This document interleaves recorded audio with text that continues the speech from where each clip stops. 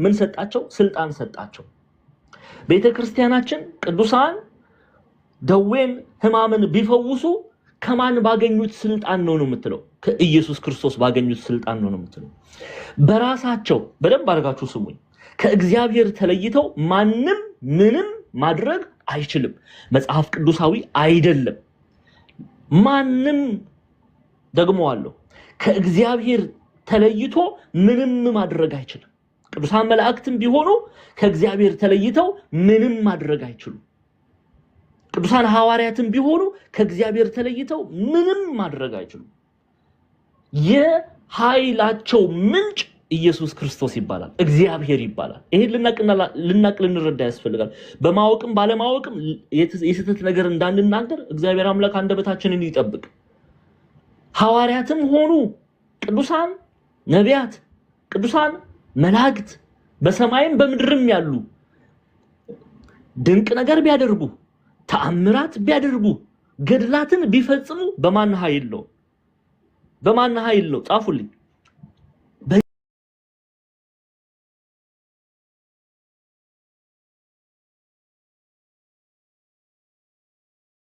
እግዚአብሔር ኃይል ነው። ምንጩ ማን ነው? እግዚአብሔር ነው። ይሄን ልናውቅ ያስፈልጋል። ቤተክርስቲያን እንዲህ ነው የምታስተምረው። ጌታችን መድኃኒታችን ኢየሱስ ክርስቶስ ደቀ መዛሙርቱን ከመረጠ በኋላ 12ቱን ደቀ መዛሙርቱን ወደ እርሱ ጠርቶ ምን አለ? እንዲያወጧቸው በርኩሳን መናፍስት ላይ ደዌንና ሕማምን ሁሉ እንዲፈውሱ ስልጣን ሰጣቸው። ቅዱሳን ስልጣን ተሰጥቷቸዋል። ምን ያደርጉ ዘንድ? የታመሙ ሰዎችን እንዲፈውሱ። ያ ምንጭ ግን ከማን ነው? ከእግዚአብሔር ነው። ከእግዚአብሔር ተለይተው ይሄን ማድረግ ይችላሉ? አይችሉም። ይሄን ልናውቅ ያስፈልጋል። ከእግዚአብሔር ተለይተው ማንም ምንም ማድረግ አይችልም። ስለዚህ አሁን 12ቱን ደቀ መዛሙርት ሐዋርያትን መረጠ። ወደ እርሱ ጠርቶ እንዲያወጧቸው በርኩሳን መናፍስት ላይ ደዌንና ሕማምን ሁሉ እንዲፈውሱ ስልጣን ሰጣቸው። የ12ቱን ሐዋርያት ስም ይህ ነው። መጀመሪያ ጴጥሮስ የተባለው ስምዖን፣ ወንድሙ እንድርያስም፣ የዘብዴዎስ ልጅ ያዕቆብም፣ ወንድሙ ዮሐንስም፣ ፊልጶስም፣ በርተሎሜዎስም፣ ቶማስም፣ ቀራጩ ማቴዎስም፣ የእልፍዮስ ልጅ ያዕቆብም፣ ታዲዮስም የተባለው ልብድዮስ፣ ቀነናዊው ስምዖን፣ ደግሞም አሳልፎ የሰጠው የአስቆሮቱ ይሁዳ። አያችሁ፣ የዘብዴዎስ ልጅ ያዕቆብ ወንድሙ ዮሐንስ ነው። ይሄንን ከ12ቱ ሐዋርያት የሚቆጠረው የዘብዴዎስ ልጅ የያዕቆብ ወንድም የተባለው ዮሐንስ ነው። ሁለተኛይቱ የዮሐንስ መልእክትን ያዘጋጀው ማን ነው? ያዘጋጀው ሁለተኛ ዮሐንስ መልእክት የዘብዴዎስ ልጅ የያዕቆብ ወንድም ከ12ቱ ሐዋርያት የሚቆጠረው ቅዱስ ዮሐንስ ነው። በመጽሐፍ ቅዱስ ውስጥ ዮሐንስ ተብለው የተጠሩ ሰዎች አሉ። ለአብነት ያህል በይበልጥ የሚታወቁ ሶስቱን ዮሐንስ እናንሳ። በሐዲስ ኪዳን አንደኛው መጥምቁ ዮሐንስ ነው። የካህኑ በደንብ አድርጋችሁ ስሙን፣ የካህኑ ዘካርያስና የኤልሳቤጥ ልጅ ዮሐንስ። እሱ አይደለም ይሄን መልእክት የጻፈው። ይሄንን መልእክት የጻፈው ሁለተኛይቱ የሐዋርያ ዮሐንስ መልእክት የጻፈው።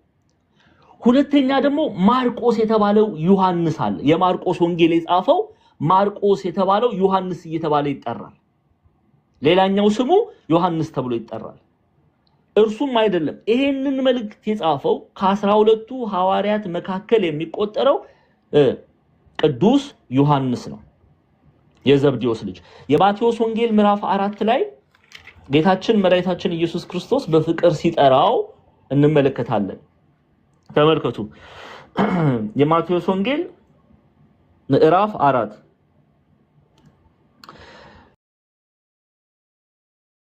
ከቁጥር 18 ጀምሬ ላንብብላችሁ። በገሊላ ባህር አጠገብ ሲመላለስ ሁለት ወንድማማቾች ጴጥሮስ የሚሉት ስምዖን ወንድሙም እንድርያስ መረባቸውን ወደ ባህር ሲጥሉ አየ። አሳ አጥማጆች ነበሩና እርሱም በኋላዬ ኑና ሰዎች አጥማጆች እንድትሆኑ አደርጋችኋለሁ አላቸው። ወዲያውም መረባቸውን ትተው ተከተሉት። ከዚያም እልፍ ብሎ ሌሎች ሁለት ወንድማማቾችን የዘብዴዎስ ልጅ ያዕቆብ ወንድሙን ዮሐንስ ከአባታቸው ከዘብዴዎስ ጋር በታንኳ መረባቸውን ሲያበጁ አየ። ጠራቸውም። እነርሱም ወዲያው ታንኳይቷንና አባታቸውን ትተው ተከተሉት። አይ ከስጋና ከደም ጋር ሐዋርያው እንደሚናገረው ሐዋርያው ቅዱስ ጳውሎስ እንደሚናገረው ከስጋና ከደም ጋር አልተማከርኩም ይላል እግዚአብሔር አምላክ ለዚህ አገልግሎት ሲጠራ። እነሱም ወዲያው ኢየሱስ ክርስቶስ ሲጠራቸው የአባታቸው ፍቅር አልያዛቸውም። ኦኬ ወዲያው ነው ተነስተው ማንን የተከተሉት? ኢየሱስ ክርስቶስን የተከተሉት ምን ለማድረግ? ወንጌልን ለመስበክ። ስለዚህ ዮሐንስ የማቴዎስ ወንጌል ምዕራፍ 4 ላይ ታሪኩን ታገኛላችሁ ከቁጥር 19 ጀምራችሁ። እርሱም በኋላ ይኑና ሰዎች አጥማጅ እንድትሆኑ አደርጋቸዋለሁ አላቸው። ወዲያውም መረባቸውን ትተው ተከተሉት። ከዚያም ይላል ቁጥር 21 ላይ ከዚያም እልፍ ብሎ ሌሎችን ሁለት ወንድማማቾች የዘብዴዎስ ልጅ ያዕቆብንና ወንድሙን ዮሐንስ ከአባታቸው ከዘብዴዎስ ጋር በታንኳ መረባቸውን ሲያበጁ አየ። ማን ነው ያየው? ኢየሱስ ክርስቶስ በፍቅር አያቸው። ከዛስ ጠራቸው። እነርሱም ወዲያው ታንኳይቷንና አባታቸውን ትተው ተከተሉት። ማን? ዮሐንስና ያዕቆብ። ኦኬ ስለዚህ ዮሐንስ ነው ሁለተኛው ዮሐንስ መልእክትን የጻፈው። ከ12ቱ ሐዋርያት መካከል ይቆጠራል። አባቱ ዘብዴዎስ ነው፣ ወንድሙ ያዕቆብ ይባላል። ያዕቆብ ቀዳሚ ሰማዕት ነው። በደንብ አድርጋችሁ ስሙን። የመጀመሪያው ከሐዋርያት መካከል ሰማዕት ያዕቆብ ነው። ከሐዋርያት መካከል እስጢፋኖስ ሐዋርያ አይደለም፣ ዲያቆን ነው። ግራ አትጋቡ። ከ12ቱ ሐዋርያት መካከል የመጀመሪያው ሰማዕት ያዕቆብ ነው።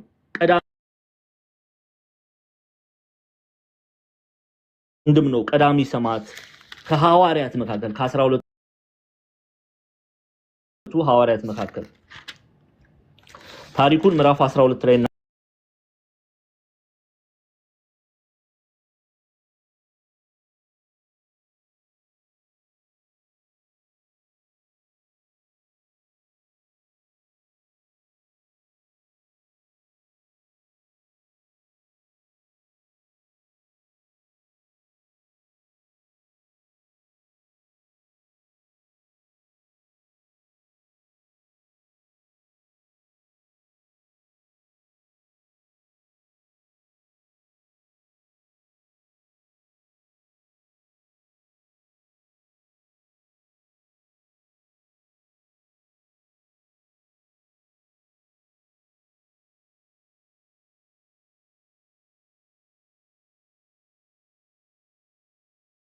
ጫነባቸው። የዮሐንስንም ወንድም አያችሁ። የማንን ወንድም? ሁለተኛ ዮሐንስ መልእክት ዛሬ የምናጠናው ምን ጀምረው የሁለተኛ ዮሐንስ መልእክት መጽሐፍን ያዘጋጀው የዮሐንስ ወንድም ያዕቆብን በሰይፍ ገደለው ይላል። በምን ገደለው? በሰይፍ ገደለው። ሰማዕት ሆነ ማለት ነው።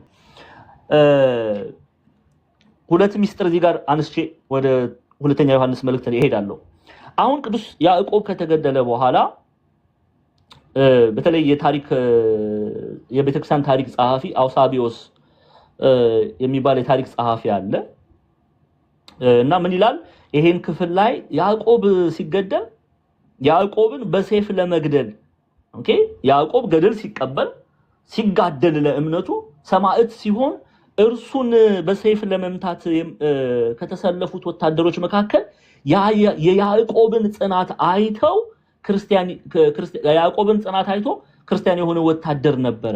ያዕቆብን በሰይፍ ለመግደል ከመጡት ወታደሮች መካከል የእርሱን የእምነት ጽናት በመመልከት በጌታችን በመድኃኒታችን በኢየሱስ ክርስቶስ ያመነ ወታደር ነበረ ይላሉ።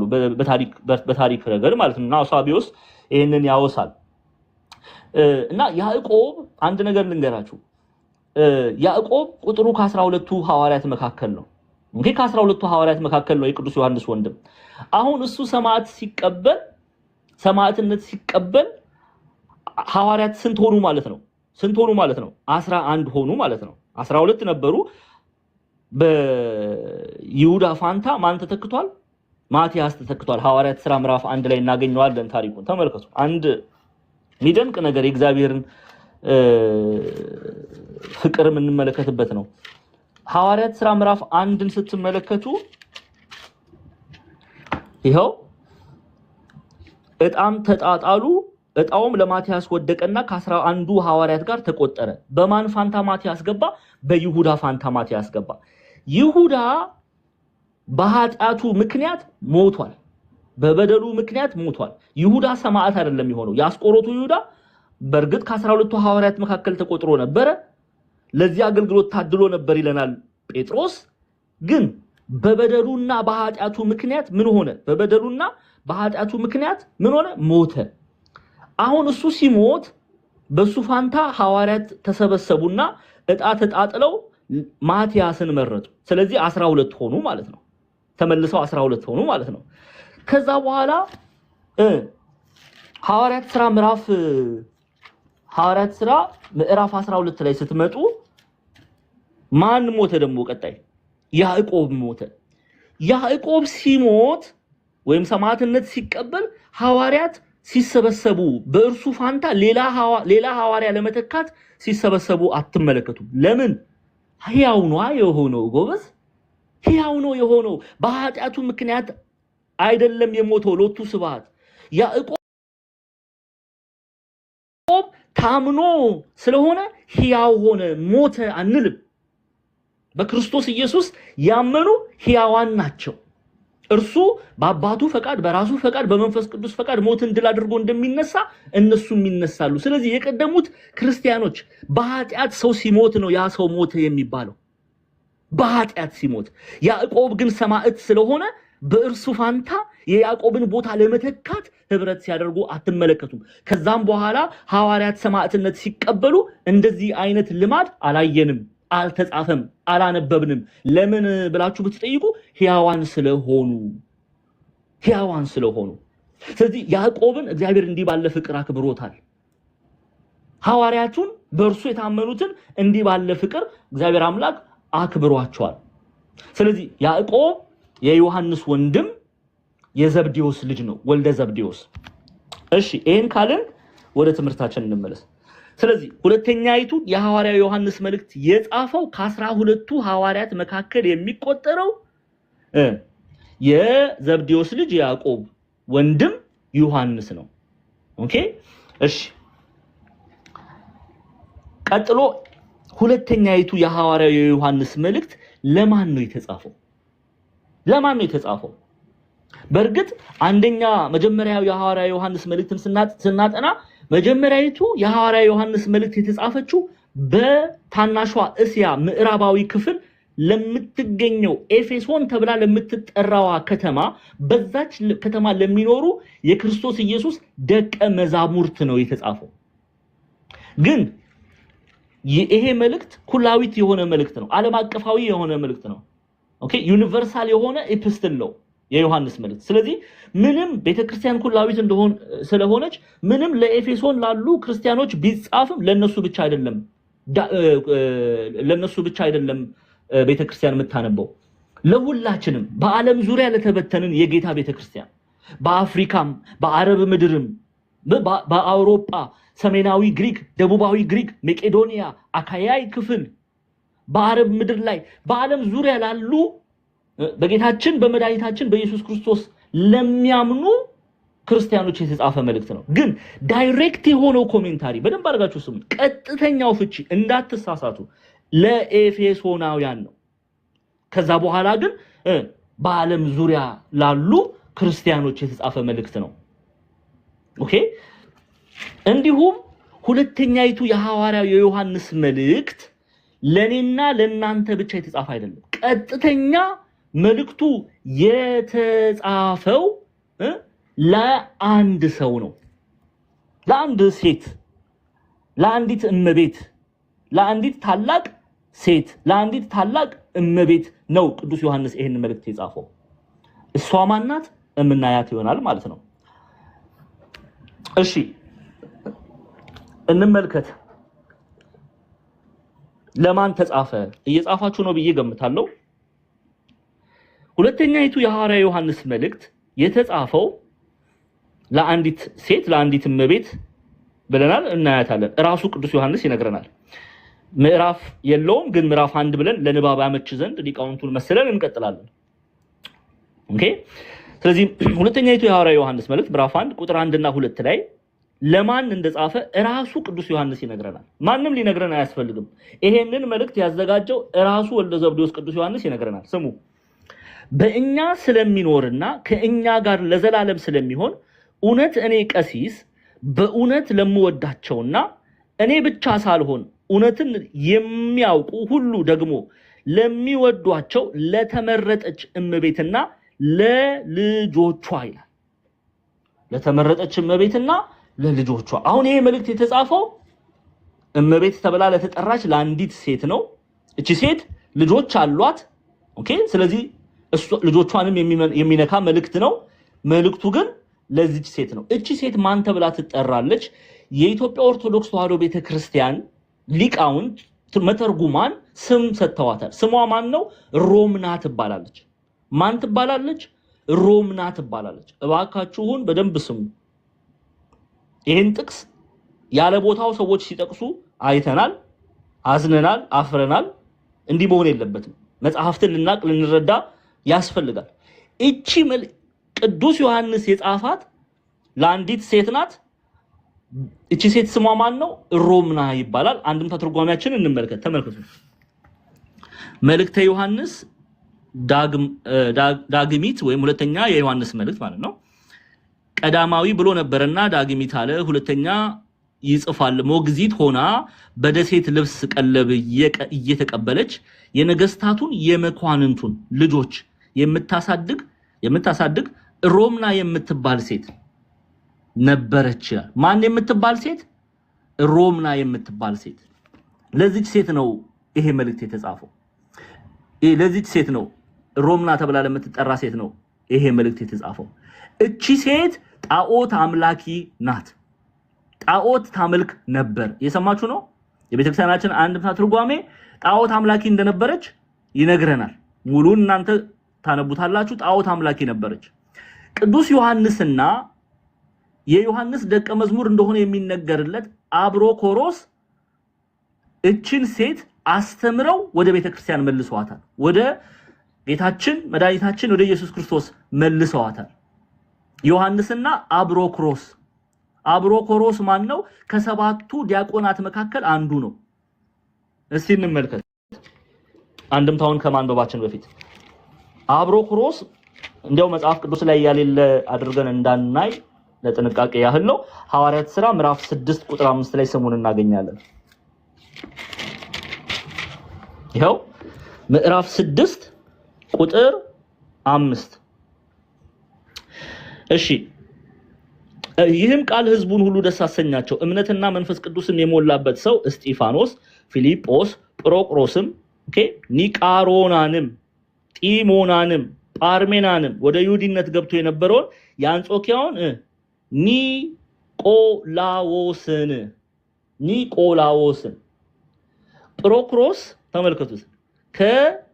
ይሄው ደግመን እናንብበው። ጵሮክሮስንም ደግመን እናንብበው። እነዚህ የመጀመሪያዎቹ ዲያቆናት ናቸው። ሰባቱ ዲያቆናት በሐዋርያት እጅ የተሾሙ ዲያቆናት ናቸው። ይህም ቃል ሕዝቡን ሁሉ ደስ አሰኛቸው። እምነትና መንፈስ ቅዱስም የሞላበት ሰው እስጢፋኖስን፣ ፊልጶስን፣ ጵሮቅሮስንም አያችሁ፣ ኒቃሮናንም፣ ጢሞናንም፣ ጳርሜናንም ወደ ይሁዲነትም ገብቶ የነበረውን የአንጾኪያውን ኒቆላዎስንም መረጡ። ኦኬ። ስለዚህ የኢትዮጵያን ሊቃውንት ይላሉ የዮሐንስ ደቀ መዝሙር ነበረ ማ ጵሮክሮስ። ቅዱስ ዮሐንስ በደቀ መዛሙርትነት ያገለግለው ነበር ይላሉ። እንዲያውም የዮሐንስ ወንጌል የዮሐንስ ራእይን ቅዱስ ዮሐንስ ራእዩን ሲያይ ይጽፍ የነበረው ጵሮክሮስ ነው የሚሉም ሊቃውንት አሉ። ይሄ እንደ እይታ እናየዋለን። ብዙ አይነት ቅዱስ ዮሐንስ ራሱ ጻፈው የሚሉ አሉ። ቅዱስ ዮሐንስ ራእዩን አየ ጵሮክሮስ ጻፈው የሚሉ አሉ። ይሄን እንደ እይታ እናያለን። ግን ጵሮክሮስ እንደ የቅዱስ ዮሐንስ ደቀ መዝሙር እንደሆነ ይነገራል። ጵሮክሮስ በነገራችን ላይ ቤተክርስቲያናችን ጵሮክሮስን በ337 ዓመተ ምህረት ቆስጠንጢኖስን ያጠመቀው አውሳቢዮስ የኒኮሜዲያ ሰው ነው የሚልም በስንክሳር ላይ ጥር 20 የሚነበብ ስንክሳር አለ መጽሐፍት ላይ በመልካም ሽምግልና እንዳረፈ ይገልጣሉ። በ337 ዓመተ ምህረት ይላሉ አባቶቻችን ቆስጠንጢኖስን ያጠመቀው አውሳቢዮስ የኒኮሜዲያ ሰው ነው ይላሉ። ይሄ ጵሮክሮስ የተባለው ሰው ጥር 20 ስንክሳር ላይ የምታገኙት ጥር 20 ስንክሳር ከብታችሁ ብታነቡ በመልካም ሽምግልና ማለት ሽማግሌ ማለት አንድም ተርጓሚያችን በምዕመናን ላይ የተሾመ ተብሎ ይተረጎማል። ስለዚህ በመልካም አገልግሎ በሽምግልና እንዳረፈ ጥር 20 ላይ ይነገራል። ጵሮቅሮስ በጥር 20 ላይ ይነገራል። ሌላው ቤተክርስቲያን ታሪክ መሰረት ስናደርግ ጵሮቅሮስ በቀድሞዋ የግሪክ ግዛት በሆነችው ኒቆሜዲያ በአሁኗ ዘመን አዝሚት ወይም ኢዝሚት በተባለች ቱርክ ግዛት በቅዱስ ጴጥሮስ አማካኝነት ኤጲስቆጶስነትን እንደተሾመ ይነገራል። ይሄ ቤተክርስቲያን ታሪክ ነው። የቤተክርስቲያን ትምህርት የሚያስተምረው ነው የነገርኳችሁ ያለውት። ኦኬ። ስለዚህ በቅዱስ ጴጥሮስ አማካኝነት ኤጲስቆጶስነትን እንደተቀበለ ይነገራል። ከእመቤታችን ከቅድስት ድንግል ማርያም ዕረፍት በኋላ ይላሉ የቤተክርስቲያን አባቶች የዮሐንስ ደቀ መዝሙር ሆነ። ዮሐንስ ደቀ መዝሙር የሆነው ከእናታችን ከቅድስት ድንግል ማርያም ዕረፍት በኋላ ነው። ዮሐንስ ራእይን ሲያይ ጵሮቅሮስ በመጽሐፍ ያገለግል ነበረ። ከዮሐንስ ጋር በፍጥሞ ደሴት እንደተመለሰ አረማውያንን አስተምሮ ብዙ መከራን የተቀበለ ታላቅ አባት እንደሆነ ይነገራል። ኦኬ ይነገራል። ጥር 20 ላይ ስንክሳር ታሪኩን ታገኙታላችሁ ማንበብ ለምትፈልጉ። ጥር 20 በመልካም ሽምግልና ማለትም በመልካም አገልግሎት እንዳረፈ ይገለጣል። በ337 ዓመተ ምህረት ይላሉ ሊቃውንቱ ንጉስ ቆስጠንጢኖስ ያጠመቀው አውሳቢዮስ የኒቆሜዲያ ሰውም እንደነበረ ሰዎች ይናገራሉ። ስለዚህ ጵሮቅሮስ የቅዱስ ዮሐንስ ደቀ መዝሙር ነው። ከእናታችን ከቅድስት ድንግል ማርያም ዕረፍት በኋላ በቤተክርስቲያን አስተምሮ መሰረት የቅዱስ ዮሐንስ ደቀ መዝሙር ሆኖ እንዳገለገለ ይነገራል። በፍጥሞ ደሴት ከቅዱስ ዮሐንስ ጋር እንደነበረ ይነገራል። ቅዱስ ዮሐንስ ዘወልደ ዘብዴዎስ ራእዩን ሲያይ እሱ ይጽፍ እንደነበረ ይነገራል። አብሮትን መከራ እንደተቀበለ ይነገራል። ጥር 20 ላይ ደግሞ ዕረፍቱ በስንክሳር ቤተክርስቲያናችን ጥር 20 ላይ ዕረፍቱን ታነሳለች። ስለዚህ ምን ይላሉ የቤተክርስቲያን አባቶች? ጵሮቅሮስ ዮሐንስና ጵሮቅሮስ ወደዚች ሴት በመግባት ሮምናን ተብላ ወደ ተጠራችው ሴት በመግባት የእግዚአብሔርን ቃል አስተምረው ደቀ መዛሙርት እንዳደረጓት ወደ ጌታችን ወደ ሕያውና እውነተኛ አምላክ ወደ ሆነው ደቀ መዛሙርት እንድትሆን አማኝ እንድትሆን እንዳደረጓት ይነገራል። ለአብነት ያህል ለምሳሌ ይሄንን ስዕል ብታዩት አውቄ ነው ይሄን ስዕል ያመጣሁት እንድትመለከቱ። ቅዱስ ዮሐንስና ጵሮቅሮስ አብሮክሮስ ይሉታል ሊቃውንቱ። ጵሮቅሮስን ነው ግራ እንዳትጋቡ። ላይክ እንዴት አንድ ሊሆን ቻለ ቢሉ ጵሮቅሮስ ነው አብሮክሮስ ተብሎ የሚጠራው። ዮሐንስና አብሮክሮስ ሮምናን ተከትለው ወደ ቤተ ጣዖት እንደገቡ ይላሉ ሊቃውንቱ። ዮሐንስና አብሮክሮስ የሚለው ጵሮቅሮስን ነው። የዮሐንስ ደቀ መዝሙር እሷ ጣዖት አምላኪ ነበረች። ጣዖት አምልኮት ለመፈጸም ወደ ቤተ ጣዖት ስትገባ አብረዋት ገብተው ይሄ ክፉ መንፈስም እነሱን ሲያይ ደንግጦ ይወጣል። ከዛ በኋላ እቺን ሴት መክረው አስተምረው ገስጸው ክርስቲያን እንዳደረጓት በእርሷም ዘንድ ተቀብላ እንዳሳረፈቻቸው የቤተክርስቲያናችን የአንድምታ ትርጓሜ ይመሰክራል። እና ሙሉን አንብቡት እናንተ። ስሟን ዋናው ለማን ተጻፈ ይሄ መልእክት ቢባል ሮምና፣ ስሟ ሮምና ይባላል። ለሷና ለልጆቿ ነው ቅዱስ ዮሐንስ ይሄን መልእክት የጻፈው። ለሷና ለልጆቿ ነው ቅዱስ ዮሐንስ ይሄንን መልእክት የጻፈው። እሺ እንቀጥል።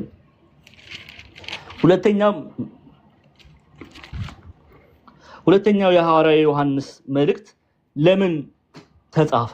አሁን ለማን ተጻፈ አይተናል። ስሟ ማን ነው? ሮምና ይባላል። በእሷ ቤት ቅዱስ ዮሐንስና አብሮክሮስ ወይም ጵሮክሮስ ለአገልግሎት በሄዱበት ጊዜ በእሷ ቤት አርፈው ነበረ። እሷ ጣዖት አምላኪ ነበረች። ከዛ በኋላ እግዚአብሔር አምላክ ረድቷት አስተምረዋት መልሰዋታል። ወዴት? ወደ ቤተክርስቲያን መልሰዋታል። ወደ እውነተኛውና ሕያው አምላክ መልሰዋታል። አሁን ለምን ታዲያ ይሄንን መልእክት ዮሐንስ ጻፈ ሚለውን እንመለከታለን። ለምንድን ነው ይሄንን መልእክት የጻፈው? ቅዱስ ዮሐንስ እሷን ካስተማረ በኋላ እሷን ከመለሰ በኋላ ከሐሰተኞች ትጠበቅ ዘንድ እቺ ሴት ቤቷ ከፍታ ሰዎችን ትቀበላለች። ግን ከሐሰተኞች መምህራን ወይም እነሱ አስተምረዋት የእግዚአብሔርን ቃል ነግረዋት በእውነተኛ መንገድ እንድትቆም አድርገዋት ከሄዱ በኋላ ሌሎች መተው እሷ የተላበሰችውን ክርስቶስ እንዳይቀሟት፣ እሷ ያመነችውን ክርስቶስ እንዳይቀሟት፣ በስህተት ትምህርት እንዳያሳስቷት ይሄንን መልእክት ጽፎላቸዋል። እራሱ ቅዱስ ዮሐንስ ይነግረናል። ካነበብን ማለት ነው። ካነበብን ቁጥር 7 ላይ እንዲህ ይላል። ስሙ ለምን እንደጻፈላት ይነግራታል። ቁጥር 7 ላይ እሺ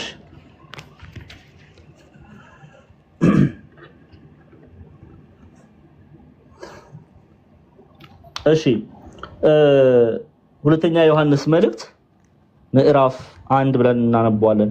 ኦኬ ምን ይላታል? ስሙ ቅዱስ ዮሐንስ ብዙ አሳቶች ወደ ዓለም ገብተዋልና እነርሱ ኢየሱስ ክርስቶስ በስጋ እንደመጣ የማያምኑ ናቸው። ይህ አሳቹና የክርስቶስ ተቃዋሚ ነው። ክርስቶስ ኢየሱስ በስጋ እንደመጣ ወልደ እግዚአብሔር በስጋ እንደመጣ የእናታችን የቅድስት ድንግል ማርያምን ስጋ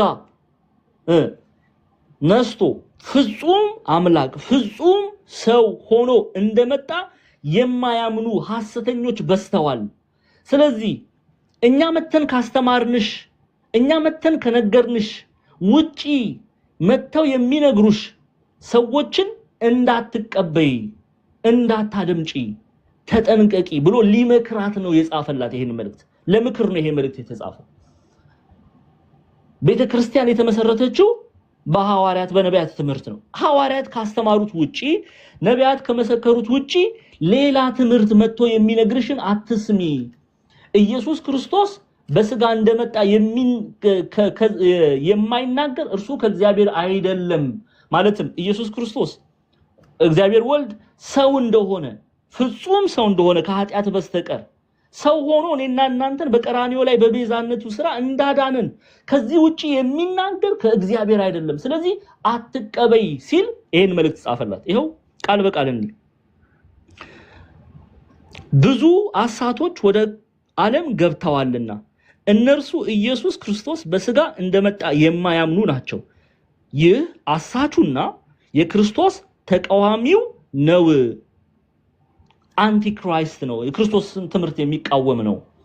ምክንያቱም ሐዋርያት ሲጀምር በክርስቶስ ትምህርት የማይኖር በእውነተኛው ትምህርት የማይኖር ምን የለውም ብሎናል ቅዱስ ዮሐንስ፣ አምላክ የለውም ብሎናል። እዛው ሁለተኛ ዮሐንስ ላይ ተመልከቱ። ለሚወጣ ሁሉ በክርስቶስም ትምህርት በእውነተኛው የክርስቶስ ትምህርት የሐዋርያት ትምህርት ለማይኖር ሰው ምን የለውም አምላክ የለውም። በክርስቶስ ትምህርት ለሚኖር አብና ወልድ አሉት።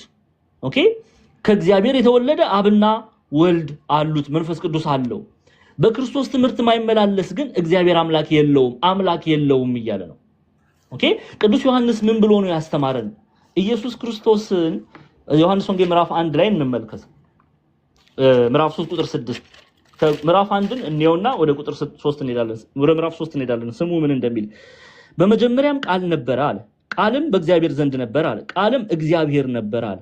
ቃል በመጀመሪያ ነበረ፣ ቃል በእግዚአብሔር ዘንድ ነበረ፣ ቃል ራሱ እግዚአብሔር ነው እያለን ነው። ከዛ በኋላ ተመልከቱ እግዚአብሔር ነበር ካለ በኋላ ይህ በመጀመሪያ በእግዚአብሔር ዘንድ ነበረ፣ ሁሉ በእርሱ ሆነ፣ ከሆነውም አንዳችስ እንኳን ያለ እርሱ አልሆነም። በእርሱ ሕይወት ነበረች፣ ሕይወትም የሰው ብርሃን ነበረች፣ ብርሃንም በጨለማ ይበራል፣ ጨለማውም አላሸነፈውም ማለት። አሁን ቃል የተባለው እግዚአብሔር ቁጥር 14 ላይ ስትመጡ ምን ይለዋል? ቃልም ምን ሆነ ይላል? ስጋ ሆነ መሰለ አይደለም የሚለው ስጋ መስሎ ተመላለሰ። ኤፌሶናውያን ላይ የተነሱ ሐሰተኞች እንደሚናገሩት ኢየሱስ ክርስቶስ እሱ ሰው አይደለም፣ ሰው መስሎ ተመላለሰ እንደሚሉት አይደለም። ኦኬ አንዳንድ መናፍቃን ፕሮኖስቲክ የቀደሙት መናፍቃን እንደሚናገሩት አይደለም። ኢየሱስ ክርስቶስ ስጋ ይዞ አልመጣም ከሰማይ። እርሱ ምን ሆነ ነው የሚለው ቅዱስ ዮሐንስ? ሰው ሆነ። ይኸው ስጋ ሆነ። የማንን ስጋ ነው የነሳው? ገላትያ ምዕራፍ 4 ቁጥር 4 ላይ ቅዱስ ጳውሎስ ሴት ብሎ ይጠራታል እናታችን ቅድስት ድንግል ማርያምን። ይኸው ቃልም ስጋ ሆነ ጸጋንና እውነትን ተመልቶ በእኛ አደረ፣ አንድ ልጅም ከአባቱ ዘንድ እንዳለው ክብር የሆነውን ክብሩን አየን። ይሄ ቃል የተባለ ማን ነው? ኢየሱስ ክርስቶስ። እርሱ ግን ምን ሆነ ነው የተባለው? ስጋ ሆነ። ሐዋርያው ቅዱስ ጳውሎስም የሐዋርያቱን ትምህርት ሮሜ ምዕራፍ 9 ቁጥር 5 ላይ ተመልከቱ። ሮሜ 9:5 ለምትጽፉ ሰዎች ይኸው ቁጥር 5 አባቶች ለእነርሱ ናቸውና ከእነርሱም ክርስቶስ በምን መጣ? በስጋ መጣ፣ ሰው ሆኖ መጣ። ፍጹም ሰው ከኃጢአት በስተቀር ዮሐንስ አፈወርቅ ጋድ ፎርቢድ ይላል። ሎቱ ስብሐት ይላሉ ሊቃውንቱ። ኃጢአት አያውቀውም ኢየሱስ ክርስቶስ። ከዛ ውጪ ግን እንደኔና እንደናንተ ፍጹም ሰው ነው። እርሱ በምን መጣ? በስጋ መጣ። እርሱም ከሁሉ በላይ ሆኖ ለዘላለም የተባረከ አምላክ ነው። አሜን ይላል ቅዱስ ጳውሎስ። ስለዚህ ኢየሱስ ክርስቶስ ሰው ሆኖ ነው የመጣው። የእናታችን የቅድስት ድንግል ማርያምን ስጋ ነው የነሳው። ገላትያ ምዕራፍ 4 ላይ ሐዋርያው ቅዱስ ጳውሎስ እንዲህ ይላል። አንዴ የገላትያ መጽሐፍን እንመልከት። ገላትያ ምዕራፍ 4 ቁጥር 4 ይኸው ምዕራፍ 4 ቁጥር 4 ላይ ነገር ግን የዘመኑ ፍጻሜ በደረሰ ጊዜ እግዚአብሔር ከሴት የተወለደውን ከሕግም በታች የተወለደውን ልጁን ላከ። አያችሁ ከምን ደግመን እናንብበው። ነገር ግን የዘመኑ ፍጻሜ በደረሰ ጊዜ ማለትም ጌታችን መድኃኒታችን ኢየሱስ ክርስቶስ የቀጠረው ቀን እግዚአብሔር የቀጠረው ቀን ሰውን ልጅ ለማዳን የቀጠረው ቀን በቀራንዮ ላይ ተሰቅሎ እኔና እናንተን ከኃጢአት እስራት ለመፍታት የቀጠረው ቀን በቀረበ ጊዜ እሺ በቀረበ ጊዜ ነገር ግን በዘመኑ ፍጻሜ በደረሰ ጊዜ እግዚአብሔር ከሴት የተወለደውን ከሕግም በታች የተወለደውን ልጁን ላከ እንደ ልጆች እንሆን ዘንድ ከሕግ በታች ያሉትን ይዋጅ ዘንድ።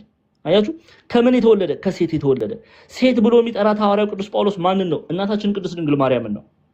ስለዚህ የእርሷን ስጋ ነው የነሳው። ኦኬ ስጋ መስሎ አይደለም የተመላለሰው፣ ሰው መስሎ አይደለም የተመላለሰው። እርሱ ምን ሆኖ ነው? ሰው ሆኖ ነው። ፍጹም ሰው ፍጹም አምላክ። በነገራችን ላይ ይሄንን ተናግሬ እንቀጥላለን። ፍጹም ሰው ፍጹም አምላክ ስንል ምን እያልን ነው? 100% ሰው 100% አምላክ ያ 50% አይደለም። የሆነ ግማሽ ግማሽ አድርገው የሚያዩ ሰዎች አሉ። ያ ቢግ ሄሬሲ ነው፣ ምንፍቅና ነው። ያ ቤተክርስቲያን አታስተምረው። ኢየሱስ ክርስቶስ 100% ሰው ነው፣ 100% አምላክ ነው። ኦኬ ይሄን ልናቅና ልንረዳ ያስፈልጋል። ስለዚህ ቅዱስ ዮሐንስ በዚህ ሁለተኛ የሐዋርያ ዮሐንስ መልእክቱ ላይ እችን ሮምና ተብላ የምትጠራ ሴት ምን እያለ ያስጠነቅቃታል? ቁጥር 7 ላይ ብዙ አሳቶች ወደ ዓለም ገብተዋልና እነርሱም ኢየሱስ ክርስቶስ በስጋ እንደመጣ የማያምኑ ናቸው። ይህ አሳቹና የክርስቶስ ተቃዋሚ ነው እያለ ለጥንቃቄ ይሄንን መልእክት ይጽፍላታል። ለጥንቃቄ ይሄንን መልእክት ይጽፍላታል። አሁን ቅዱስ ዮሐንስ ኢየሱስ ክርስቶስን አይቶታል። መጀመሪያው የሐዋርያው ዮሐንስ መልእክት ላይ ምን ይላል? ምዕራፍ 1 ላይ ስለ ሕይወት ቃል ኢየሱስ ክርስቶስን ነው ሕይወት ቃል የሚለው ከመጀመሪያ የነበረውን የሰማነውን በአይኖቻችን ያየነውን አያችሁ፣ በአይኑ አይቶታል ኢየሱስ ክርስቶስን። የተመለከትነውንም እጆቻችንም የዳሰሱትን በእጁ ዳስሶታል ኢየሱስ ክርስቶስን። ቅዱስ ዮሐንስ እጆቻችን የዳሰሱትን ምን እንላለን? እናወራለን። ሕይወትም ተገለጠ አይተንማል እንመሰክርማለን ይላል። ሕይወት የሚለው ኢየሱስ ክርስቶስን ነው። በእርሱ ነው ሕይወት ያለው። እኔና እናንተ ሕይወት የሚኖረን በኢየሱስ ክርስቶስ ነው። ስለዚህ ስለ ሕይወት ቃል ስለ ኢየሱስ ክርስቶስ ከመጀመሪያ የነበረውን የሰማነውን በአይኖቻችንም ያየነውን የተመለከትነውንም እጆቻችንም የዳሰሱትን እናወራለን። ሕይወትም ተገለጠ አይተንማል እንመሰክርማለን ይላል። ይሄ ሕይወት የተገለጠው ኢየሱስ ክርስቶስ ነው። በእርሱ በማመን ነው ሕይወት የሚገኘው እያለ ነው። አሁን ስለሱ ነው ቅዱስ ዮሐንስ ለማን መሰከረ? ለሮምና መሰከረላት። እሷ ጣዖት አምላኪ ነበረች። ወደ እርሷ ገብቶ ከደቀ መዛሙርቱ ጋር ከአብሮኮስ ጋር ወይም አብሮኮስ ጵሮቅሮስ ተብሎ ይጠሩታል። ገብቶ ምን አደረገ? ሰበካት። ስለ ሕይወት ቃል ኢየሱስ ክርስቶስን ነገራት፣ አስተማራት። ከዛ እሷ ከጣዖት አምልኮ ክርስቲያን ሆነች። ክርስቲያን ከሆነች በኋላ ምን ይላታል? ይሄን መልእክት እየላከ እመቤቴ ሆይ ሁለተኛይቱ የሐዋርያ ዮሐንስ መልእክት እየላከ ቁጥር 7 ላይ ምን ይላታል? ብዙ አሳቶች ወደ ዓለም ገብተዋልና እነርሱ ኢየሱስ ክርስቶስ በስጋ እንደመጣ የማያምኑ ናቸው። ይህ አሳቹና የክርስቶስ ተቃዋሚ ነው። አንቲክራይስት የሚለው የክርስቶስ ተቃዋሚ ነው እያለ ከእሱ ካስተማራት ሐዋርያት ካስተማሯት ትምህርት ውጪ እሷም ሆነች ልጆቿ ሌላ ነገር እንዳይሰሙ ያስጠነቅቃቸዋል። ስለዚህ ሁለተኛ ዮሐንስ መልእክት ለምን ተጻፈ? ሁለተኛ ዮሐንስ መልእክት የተጻፈው ሮምና ከሐሰተኞች እንድትጠበቅ ነው። ከሐሰተኞች እንድትጠበቅ ነው። ተመልከቱ፣ ለአንዲት ሴት ነው ይሄ መልእክት የተጻፈው። ለአንዲት ሴትና ለልጆቿ በስሯ ላሉ ልጆች ምክር አድርጎ ቅዱስ ዮሐንስ የሚጽፈው ምን ያህል የሰው መዳን እንደሚያስጨንቀው ተመልከቱ። ቅዱስ ዮሐንስ ምን ያህል የሰው መዳን ሐዋርያት እንደሚያስጨንቃቸው ተመልከቱ። እኛ አሁን ጉባኤ ካልተዘረጋ 1000 2000 3000 4000 5000 ሰው ካልተሰበሰበ ይሰበካል እንዴ? አይሰበክም እኮ ሞንታርቦ ከሌለ ድምጻችን ጎላ ተደርጎ ካልተሰማ አይሰበክም። ሐዋርያት ግን ለአንድ ሰው ይጨንቃቸዋል። አንድ ሰው ይጨንቃቸዋል። ሄዶ እኮ አስተምሯታል፣ ሰብኳታል እኮ፣ ግን መልእክት ደግሞ ይጽፍላታል። እንደ ቅዱስ ሉቃስም ተመልከቱ። በነገራችን ላይ በዚሁ ጋር ያያይዘን ምናየው ሐዋርያት ሥራ የጻፈው ቅዱስ ሉቃስ ነው። ሉቃስ ወንጌልን የጻፈው ቅዱስ ሉቃስ ነው። ሁለቱም ግን የሉቃስም ሆነ ሐዋርያት ሥራ የተጻፈው ለአንድ ሰው ነው፣ ቴዎፍሎስ ተብሎ ለሚጠራ። ተመልከቱ። የከበርክ ቴዎፍሎስ ሆይ ከመጀመሪያ በአይን ያዩትና የቃሉ አገልጋዮች የሆኑት እንዳስተላለፉልን በእኛ ዘንድ ስለተፈጸመው ነገር ብዙዎች ታሪክን በየተራው ለማዘጋጀት ስለመኮሩ እኔ ደግሞ ስለተማርከው ቃል እርግጡን እንድታውቅ በጥንቃቄ ሁሉን ከመጀመሪያ ተከትዬ በየተራው ልጽፍልህ መልካም ሆኖ ታየኝ ይላል። የሉቃስ ወንጌል የተጻፈው ቴዎፍሎስ ተብሎ ለሚጠራ አንድ ሰው፣ ሐዋርያት ሥራ የተጻፈው ቴዎፍሎስ ተብሎ ለሚጠራ አንድ ሰው። ይሄው ምዕራፍ 1 ቁጥር 1-2 ተመልከቱ። ቴዎፍሎስ ኢየሱስ የመረጣቸው ሐዋርያትን በመንፈስ ቅዱስ ካዘዛቸው በኋላ እስካረገበት ቀን ድረስ ያደርገውና ያስተምረው ዘንድ ስለጀመረው ሁሉ መጀመሪያውን ነገር ጻፍኩ። ደግሞ 40 ቀን እየታያቸው ስለ እግዚአብሔር መንግስት ነገር እየነገራቸው በብዙ ማስረጃ ከሕማማቱ በኋላ ሕያው ሆኖ ለእነርሱ ራሱን አሳያቸው ይላል። ሉቃስ ሆነ ዮሐንስም ለአንድ ሰው መልእክት ሲጽፉ እናያለን። ይሄ የሚያሳየው ምንድነው? ሐዋርያት የሰው ልጅ መዳን እጅጉን ይጨንቃቸዋል፣ ግድ ይላቸዋል። አንድ ሰው ከእምነት ወጥቶ ቢሞት፣ አንድ ሰው ከእግዚአብሔር ቢነጠል እነሱ እንደሞቱት ነው የሚቆጥሩት። እነሱ ራሳቸው እንደሞቱ ነው የሚቆጥሩት። እስቲ አስረጅ ላሳይ። ዝም ብለን የባልቴት ወሬ አናወራ። እሺ ተሰሎንቄ መጽሐፍ እንመልከት። ተመልከቱ። አንደኛ ተሰሎንቄ ምዕራፍ 2 ሁላችሁም አንደኛ ተሰሎንቄ ምዕራፍ 2 ላይ አብረን እናነባለን ምን ያህል እንደሚጨነቁ ሐዋርያት የሰው ልጅ መዳን። ይሄው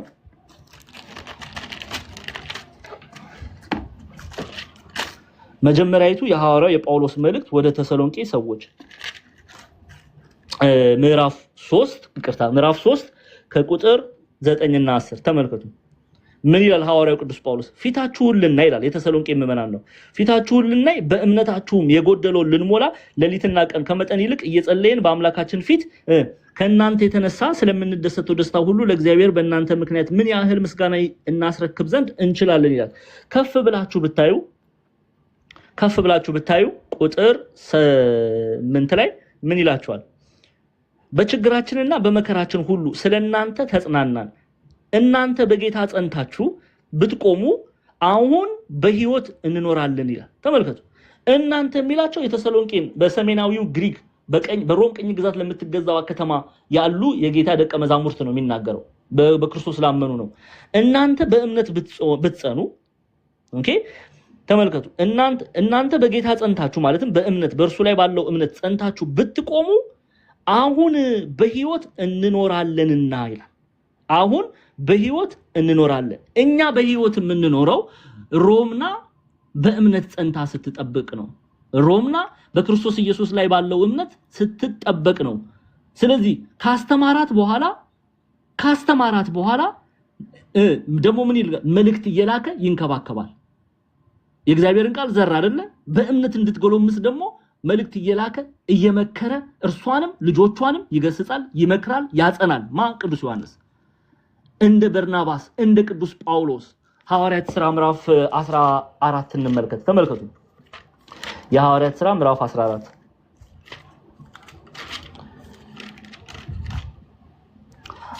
ሐዋርያት ሥራ ምዕራፍ 14ን ጨርሰን ምዕራፍ 15 ላይ ከቁጥር ምዕራፍ 15 ላይ ከቁጥር 36 ጀምሮ ተመልከቱ።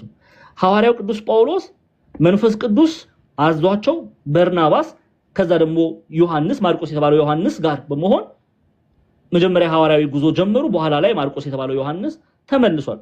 እሱን ምዕራፍ 13 ጀምራችሁ ስትመለከቱ ታገኛላችሁ። ከምዕራፍ 13 ስትመለከቱ በአንጾኪያም ባለችው ቤተክርስቲያን ነቢያት መምህራን ነበሩ። እነርሱም በርናባስ፣ ኔጌር የተባለው ስምዖን ማለት ከለሩ ጥቁር የሆነ ስምዖን ማለት ነው። የቆዳው ከለር ጥቁር የሆነው ስምዖን እንደማለት ነው። የቀሬናው ልክዮስም የአራተኛው ክፍለ ገዢ የሄሮድስም ባለሟል ምናሄ ሳኦልም ነበሩ። ስለዚህም እነዚህም ጌታን ሲያመልኩ ሲጦሙ መንፈስ ቅዱስ በርናባስንና ሳውልን ለጠራዋቸው ስራ ለዩልኝ አለ። በዚያን ጊዜም ከጦሙ ከጸለዩም በኋላ እጃቸውን ከጫኑ በኋላ አሰናበቷቸው። አሰናበቷቸው ይላል። አሁን እነሱ ወጡ። መጀመሪያ ሐዋርያዊ ጉዞ ነው የምናየው። ይሄ የመጀመሪያ ሐዋርያዊ ጉዞ ወጡ። በኋላ ላይ ዮሐንስ ማርቆስ የተባለው ዮሐንስ ይላሉ አባቶች፣ አገልጋይ ዮሐንስም ነበራቸው፣ ያገለግላቸው ደቀ መዝሙር ሆኖ ከስራቸው ይከተል ነበር። በኋላ ላይ እሱ ተመለሰ። ጨረሱ።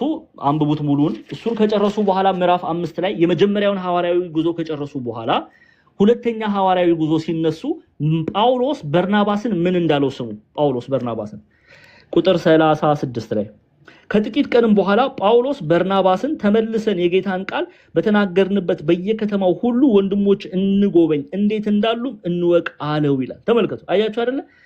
ሄዶ እንዴት እንዳሉ እንወቅ፣ ያስተማርናቸው የዘራናቸው የእግዚአብሔርን ቃል የዘራንባቸው ቦታዎች ምዕመናን ጎልምሰዋል ወይ፣ በእምነት ጠንክረዋል ወይ የሚለውን ሄደን እንፈትሽ ይላል። አያችሁ? ሐዋርያት እንዲህ አይነት ልማድ አላቸው። አስተምረው ያስተማሩት ሰው በእምነት ጠንክሯል አልጠነከረም፣ ምን ደረጃ ላይ አለ የሚለውን ለማወቅ መልእክት ይልካሉ፣ ሄደው ይመክራሉ። ደቀ መዛሙርታቸውን እነ ጢሞቴዎስን ይልካሉ። ይሄንን የሚያደርጉት እኔና እናንተ በእምነት እንድንጠነክር በክርስቶስ ኢየሱስ ላይ ባለን እምነት እንድንበረታ ነው። ዮሐንስም ሁለተኛው የዮሐንስ መልእክትን የላከው ሮምና ከሐሰተኞች እንድትጠበቅ በእምነት እንድትጠነክር ስለፈለገ ይሄን መልእክት ጽፏል። እሺ ሶስተኛ ምትይዙልኝ ሁለተኛይቱ የሐዋርያ ዮሐንስ መልእክት 13 ቁጥር ነው ያለው። በሐዲስ ኪዳን ካሉ የመጽሐፍ ቅዱሳን መጽሐፍት ተርታ በጣም እጅጉን አነስተኛ ከሚባሉ መጽሐፍት መካከል ነው። ለምንድነው ግን 13 ቁጥር ብቻ ያለው? ምክንያቱም ቅዱስ ዮሐንስ ራሱ በአካል መጥቶ ሊያገኛት ስለሚፈልግ ነው። መልእክቱ አነስተኛ የሆነው 13 ቁጥር ብቻ የሆነው ራሱ መጥቶ በአካል ሊያገኛት ስለፈለገ ነው። ቅዱስ ዮሐንስ አጭር መልእክት እንደጻፈ የሚነገረው ራሱ ይሄንን ይነግረናል። ተመልከቱ። ከቁጥር ሁለተኛው የሐዋርያ ዮሐንስ መልእክት ምዕራፍ 1 አድርጋችሁ ያዙት። ከቁጥር 12 ተመልከቱ። እንድንጽፍላችሁ የምፈልገው ብዙ ነገር ሳለኝ በወረቀትና በቀለም ልጽፍ አልወድም፣ ዳሩ ግን ደስታችሁ ፍጹም እንዲሆን ወደ እናንተ ልመጣ አፍ ለአፍም ልናገራችሁ ተስፋ አደርጋለሁ ይላል። ተመልከቱ። ብዙ ነገር ሊጽፍላት ይፈልጋል፣ ብዙ ነገር ሊመክራት ይፈልጋል፣ ብዙ ነገር ሊያሳስባት ይፈልጋል ሮምናን እችን አንዲት ሴት።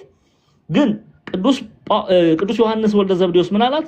በወረቀት ልጽፍልሽ አልሻም፣ በአካል መጥቼ አንቺንም ልጆችሽንም፣ ምክንያቱም መልእክቱ የተጻፈው እሷም በስሯ ላሉ ልጆች ስለሆነ ማለት ነው፣ መጥቼ ላናግራችሁ ፈልጋለሁ፣ ቃል በቃል ላያችሁ ልፈልጋለሁ፣ በአይኖቼ ላያችሁ ፈልጋለሁ፣ ልመክራችሁ ፈልጋለሁ ስላለ አጭር መልእክት ነው የጻፈው 13 ቁጥር ብቻ። ለዛ ነው እጽፍላችሁ የምፈልገው ብዙ ነገር አለኝ፣ ብዙ ነገር ሳለኝ በወረቀትና በቀለም ልጽፍ አልወድም፣ ዳሩ ግን ደስታችሁ ፍጹም እንዲሆን ወደ እናንተ ልመጣ አፍ ለአፍም ልናገራችሁ ተስፋ አደርጋለሁ። ደስታችሁ ፍጹም ሊሆን ማለት በክርስቶስ ኢየሱስ በእምነት በኩል የምታገኙት ደስታችሁ ፍጹም ይሆን ዘንድ የጎደለውን ልሞላ ዘንድ እንዳለ ሐዋርያው ቅዱስ ጳውሎስ በወረቀት በቀለም ልጽፍ አልሻም፣ በአካል ልመጣ እወዳለሁ። ስለዚህ ምክንያት ነው አጭር መልእክት የጻፈን ቅዱስ ዮሐንስ፣ አጭር መልእክት የጻፈው ቅዱስ ዮሐንስ። ኦኬ። ለዚህ ነው ሁለተኛ የሐዋርያው ዮሐንስ መልእክትን ስታነቡ በጣም አጭር ናት፣ በጣም አጭር ናት። ኦኬ። አንድ ቃል ግን እንመልከት።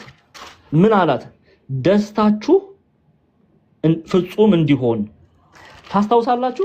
መጀመሪያቱ የሐዋርያ ዮሐንስ መልእክትን ከተጻፉበት አንዱ ምክንያት ከአራቱ ምክንያቶች አንዱ ምዕራፍ 1 ቁጥር 4 ላይ ታገኛላችሁ። ምንድነው የሚለው?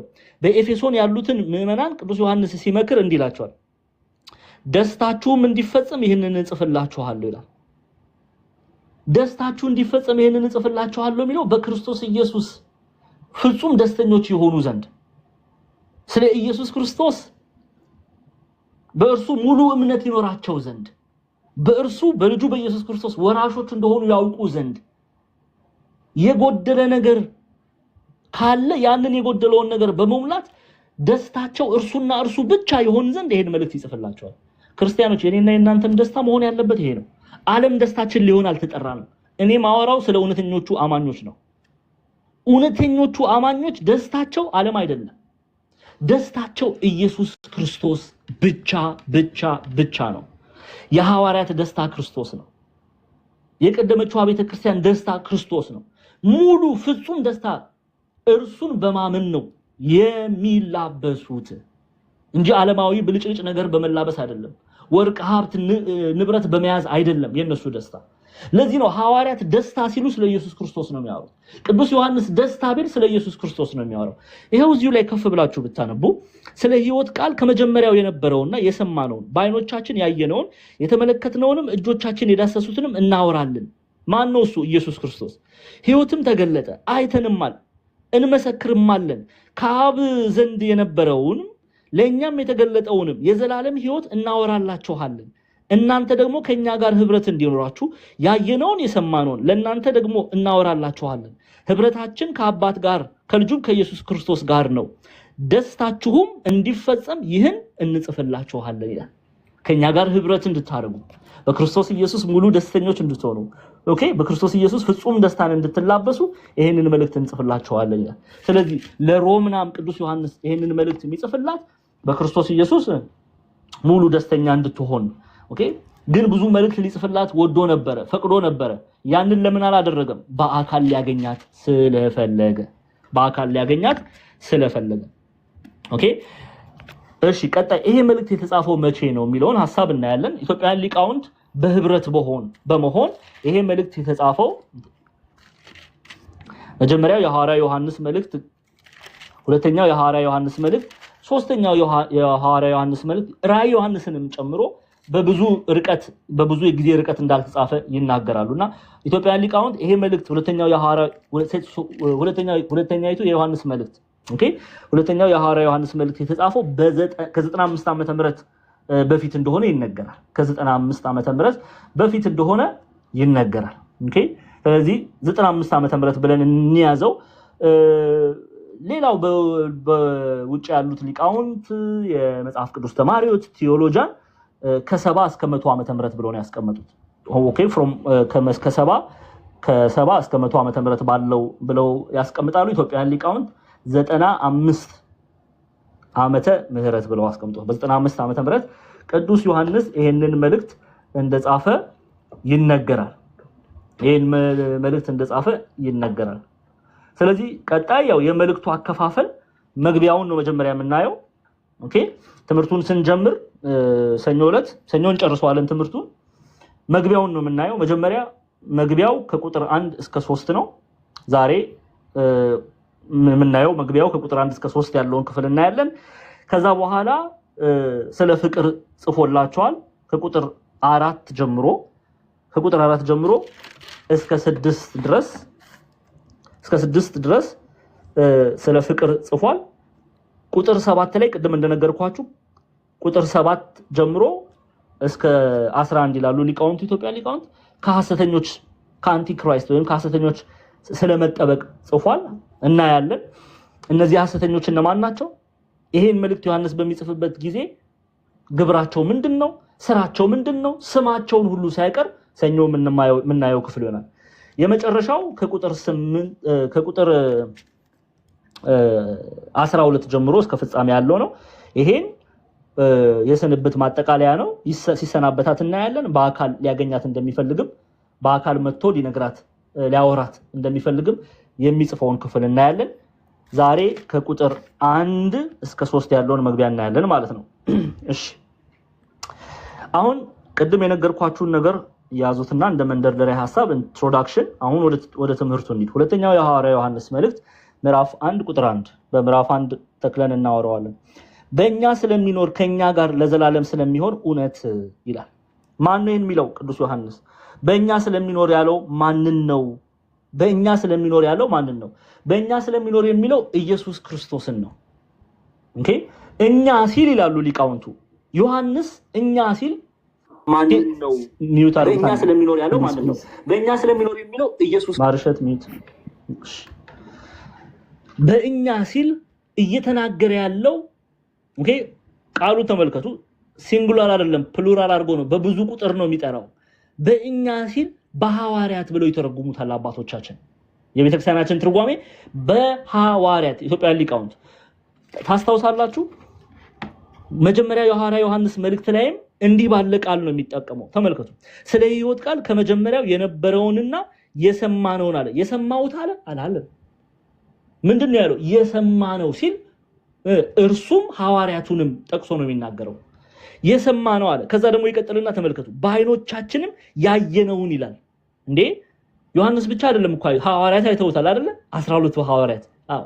ስለዚህ ያዩት እኔ ብቻ አይደለም ያየሁት፣ ሐዋርያትም ያዩት። ከዛስ የተመለከትነውንም ይላል። እጆቻችንም የዳሰሱትን እናወራለን። ዳሰውታል ሐዋርያት፣ ትምህርቱን ሰምተዋል ሐዋርያት፣ አይተውታል ሕይወት የተባለውን ኢየሱስ ክርስቶስ ሐዋርያት ሰምተውታል፣ ትምህርቱን ሰምተዋልና። ስለዚህ ዮሐንስ እየተናገረ ያለው በእኛ ሲል በሐዋርያት ኦኬ፣ በሐዋርያት በእውነተኞቹ ክርስቲያኖች በእኛ ስለሚኖርና ከኛ ጋር ለዘላለም ስለሚሆን እውነት ይላል። በእኛ ስለሚኖር እርሱ በማን ይኖራል? ማ ኢየሱስ ክርስቶስ። እርሱም በማን ይኖራል? በእነርሱ ይኖራል። መንፈስ ቅዱስ በማን ይኖራል? በእነርሱ ይኖራል። እነርሱም ደግሞ በእርሱ ይኖራሉ። የእግዚአብሔር ቃል በእነርሱ ይኖራል፣ እነርሱም ደግሞ በእግዚአብሔር ይኖራሉ። እንዲህ ባለ ፍቅር እንዲህ ባለ ክብር ነው ያከበራቸው ሐዋርያቱን፣ ያመኑትን እውነተኞቹን። ለዚህ ኮኖ ራሱ ቅዱስ ዮሐንስ እዚሁ መልእክት ላይ ሩቅ መሄድ አያስፈልገንም። ምን አለ? ተመልከቱ። ለሚወጣ ሁሉ በክርስቶስ ትምህርት ለማይኖር ሰው አምላክ የለውም። በክርስቶስ ትምህርት ለሚኖር ግን ማና አሉት? አብና ወልድ አሉት አለ። ወልድ እግዚአብሔርን የሚቀበል እግዚአብሔር አብ፣ እግዚአብሔር ወልድ፣ እግዚአብሔር መንፈስ ቅዱስ አብረውት አሉ። ወልድ እግዚአብሔርን የማይቀበል ትምህርቱን የማይቀበል በእግዚአብሔር ቃል የማይመላለስ ወልደ እግዚአብሔር የለውም፣ እግዚአብሔር አብ የለውም፣ እግዚአብሔር መንፈስ ቅዱስ የለውም። እግዚአብሔር አብ፣ እግዚአብሔር ወልድ፣ እግዚአብሔር መንፈስ ቅዱስ የለውም። ወልደ እግዚአብሔርን የሚቀበል ግን እግዚአብሔር አብ፣ እግዚአብሔር ወልድ፣ እግዚአብሔር መንፈስ ቅዱስ አሉት እያለ ነው። እስቲ 2-3 መጽሐፍ ቅዱስ ጥናት ዮሐንስ የመጽሐፍ ቅዱስ ክፍል ነው። ዮሐንስ ወንጌል ምዕራፍ 14 እንመልከት። ዮሐንስ ወንጌል ምዕራፍ 14 ቶሎ ነው እያልኩ ያለሁት ከመስኮት ላይ እንዳትወርቁ ሰዓት ለመጠበቅ። ዮሐንስ ወንጌል ምዕራፍ 14 ቁጥር 6 ይኸው ቁጥር 6 እሺ። ኢየሱስም እኔ መንገድና ሕይወትም ነኝ፣ በእኔ በቀር ወደ አብ የሚመጣ የለም። እኔንስ ብታውቁኝ አባቴን ደግሞ ባወቃችሁ ነበር። ካሁንም ጀምራችሁ ታውቁታላችሁ፣ አይታችሁትማል አለው ይላል። እኔን ብታውቁ አባቴን ታውቃላችሁ። እግዚአብሔር አብን ነው የሚናገረው። እርሱን ብናቅ የባህሪ ሕይወቱን መንፈስ ቅዱስን እናውቃለን። ግን ወልደ እግዚአብሔርን ሳናቅ አብና መንፈስ ቅዱስ በእኛ ሊያድሩ አይችሉም። ኦኬ፣ በእኛ ሊሆኑ አይችሉም። ዮሐንስ ወንጌል ምዕራፍ 8ንም እንመልከት። ራሱ ዮሐንስ ወንጌል ምዕራፍ 8 ቁጥር 32 እሺ 32 ተመልከቱ። ኢየሱስም ያመኑትን አይሁድ እናንተ በቃሌ ብትኖሩ በእውነት ደቀ መዛሙርቴ ናችሁ፣ እውነትንም ታውቃላችሁ፣ እውነትም አርነት ያወጣችኋል አላቸው። እነርሱም መልሰው አብርሃም ዘር ነን፣ በአንድስ እንኳን ከቶ ባሮች አልሆንም፣ አንተ አርነት ትወጣላችሁ እንዴት ትላለህ አሉት ይላል። ምን ያሉትን ነው ያለው? ያመኑትን፣ ያላመኑትን። ኢየሱስም ያመኑትን አይሁድ እናንተ በቃሌ ብትኖሩ በእኔ ብትኖሩ ማለትም በቃሌ ብትመላለሱ በእውነት ደቀ መዛሙርቴ ናችሁ። በቃሌ የሚመላለስ ማለትም እርሱን አምኖ ወደ ቤተክርስቲያን የተጨመረ የእግዚአብሔርን ቃል የሚጠብቅ እርሱ ምንድነው? እውነተኛ ደቀ መዛሙርት ነው። በእውነት ደቀ መዛሙርቴ ናችሁ፣ እውነትም ታውቃላችሁ፣ እውነትን አርነት ያወጣችኋል አለ። እውነትን የሚያውቁ በእኔ አምነው በእውነት የሚመላለሱ በቃል የሚመላለሱ ናቸው እያላቸው ነው። ኦኬ፣ አንድ አስረጅና አቅርብና ወደ ሁለተኛ ዮሐንስ እንሄዳለን። ምዕራፍ 17 ቁጥር 17 ላይ ደግሞ ተመልከቱ ምን እንደሚል። ይሄው ከቁጥር 16 ጀምሬ ላንብበው። እኔ ግን ከዓለም እንዳይደለው ከዓለምም አይደሉም በእውነት ቀድሳቸው ቃልህም እውነት ነው ወደ ዓለም እንደላከኝ እንዲሁ እኔ ወደ ዓለም ላኳቸው እነርሱ ደግሞ በእውነት የተቀደሱ እንዲሆኑ እኔ ራሴን ስለእርሱ እቀድሳለሁ ስለነርሱ እቀድሳለሁ ይላል ጌታ ስለዚህ ቅዱስ ዮሐንስ ምን ይያለን ነው በእኛ ስለሚኖር ከኛም ጋር ለዘላለም ስለሚሆን እውነት ይላል እውነት ብሎ የሚጠራው ኢየሱስ ክርስቶስን ነው ኦኬ እውነት ብሎ የሚጠራው መንፈስ ቅዱስን ነው እውነት ብሎ የሚጠራው እግዚአብሔር አብን ነው እነርሱ በእግዚአብሔር ቃል ስለተመላለሱ እግዚአብሔር መንፈስ ቅዱስ እግዚአብሔር አብ እግዚአብሔር ወልድ በእነርሱ ውስጥ አለ ስለዚህ እግዚአብሔርን እውነት ይያለ ይጠራዋል እውነት ይያለ ይጠራዋል እውነት ይያለ ይጠራዋል እሺ ዮሐንስ መንፈስ ቅዱስን ደሞ እንመልከት ዮሐንስ ወንጌል ምዕራፍ 14 ቁጥር 16 ላይ እቺን አይተን እንሄዳለን ዮሐንስ 14:16 ዮሐንስ 14:16 ላይ ምን እንደሚል ሰው ዮሐንስ ወንጌል ምዕራፍ 14 ቁጥር 16 ይሄው ምዕራፍ 14 ቁጥር 16 ያው ብትወዱኝ ትእዛዜን ጠብቁ እኔም አብን እለምናለሁ ለዘላለም ከናንተ ጋር እንዲኖር ሌላ አጽናኝ ይሰጣቸዋል እርሱም ዓለም የማያየውና የማያውቀው ስለሆነ ሊቀበለው የማይቻለው የእውነት መንፈስ ነው ነገር ግን ከናንተ ዘንድ ስለሚኖር በውስጣችሁም ስለሚሆን እናንተ ታውቃላችሁ ይላል መንፈስ ቅዱስም እውነት ተብሎ ተጠርቷል ስለዚህ ቅዱስ ዮሐንስ ምን ይያለ ነው ደግመን እንዳንስት አደራችሁ ምን ይያለ ነው ቅዱስ ዮሐንስ በእኛ ስለሚኖር ከኛ ጋር ለዘላለም ስለሚሆን እውነት እግዚአብሔርን ነው እውነት ብሎ የሚጠራው ኦኬ እግዚአብሔር በእኛ አለ እኛ በእርሱ አለን የእግዚአብሔር ቃል በእኛ አለ እኛ በእርሱ አለን ይያለ ነው ለማን ነው የሚናገረው እቺ መልካም ሴት ሮምና ተብላ ለምትጠራ የነገስታቱን የመኳንንቱን እየተቀበለች ልጆች እየተቀበለች የምታሳርፍ ለሷ ነው ይሄንን የሚለው ስለሚሆን እውነት እኔ ቀሲስ አለ እኔ ቀሲስ ብሎ ጠራ አንድም ይላሉ ሊቃውንት ቤተክርስቲያን ትህትናን ለማሳየት ነው ኦኬ ራሱን ሽማግሌ ብሎ ጠራ ኤጲስቆጶስ ሆኖ ተሹሞ እንዴት ራሱን ሽማግሌ ብሎ ይጠራል ቢሉ ይላሉ ሊቃውንት ቤተክርስቲያን በአንድምታ ትርጓሜያችን ትህትናን ለማሳየት ነው አንድም ቀሲስ ብሎ የጠራው እስከ ሊቀ ጳጳሳት ያለች ማዕረግ ተሰጥቶት ሳለ ለምን ቀሲስ አለ ቢሉ ይላሉ ስለ ትህትና ያው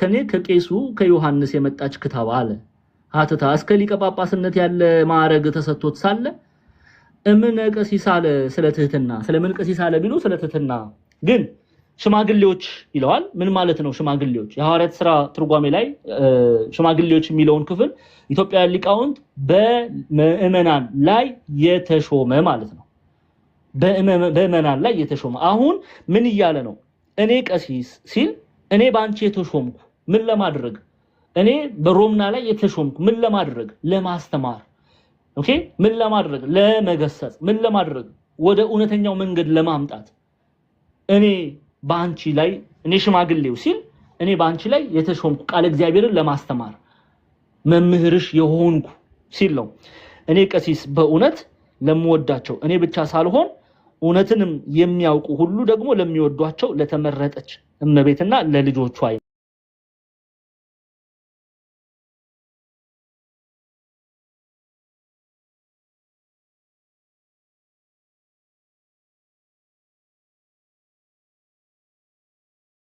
ማስተማር በእርሷና በልጆቿ ላይ እውነትን ለመንገር እግዚአብሔር አምላክ እንደሾሞ ይነግራታል አንድም የእግዚአብሔር አገልጋይ መሆኑን ይናገራል ኦኬ ከዛስ በኋላ በእውነት ሽማግሌ የሚለውን ነው ቀሲስ ያሉት አባቶቻችን እሺ እንደ ግራ እንዳትጋቡ አገልጋይ መሆኑን ለመግለጽ ነው በእውነት ለምወዳቸውና እኔ ብቻ ሳልሆን እውነትን የሚያውቁ ሁሉ ደግሞ ለሚወዷቸው ለተመረጠች እመቤትና ለልጆቿ ይላል አሁን እኔ ብቻ አይደለም እምወዳቸው ልጆችሽን እኔ ብቻ አይደለም ሐዋርያቱም የእግዚአብሔር ደቀ መዛሙርቱ በእውነት የክርስቶስ ባሪያዎች የሆኑ ሁሉ የሚወዷቸው ብሎ እሱ ሌሎችን ወክሎ ቅዱስ ዮሐንስ ይናገራል እሱ ሌሎችን ወክሎ ቅዱስ ዮሐንስ ይናገራል ምን ይያለ ነው ያው አንድምታውን እንይና ማብራሪያውን እናየዋለን የቤተክርስቲያናችን አንድምታ ስለዚህም በሃይማኖት ጸንታ ብትገኝ ሮምና እሷ ብቻ አይደለም እና ልጆቿም ጭምር በሃይማኖት ጸንተው ቢገኙ በሃይማኖት በርትተው ቢገኙ በክርስቶስ ኢየሱስ ላይ ባላቸው እምነት ቢጸኑ ስለዚህም በሃይማኖት ጸንታ ብትገኝ የምወዳት እኔ ብቻ አይደለሁም አንድም እኔ ብቻ የምወዳት አይደለሁም እኔ ብቻ የምወዳት አይደለሁም ሃይማኖትን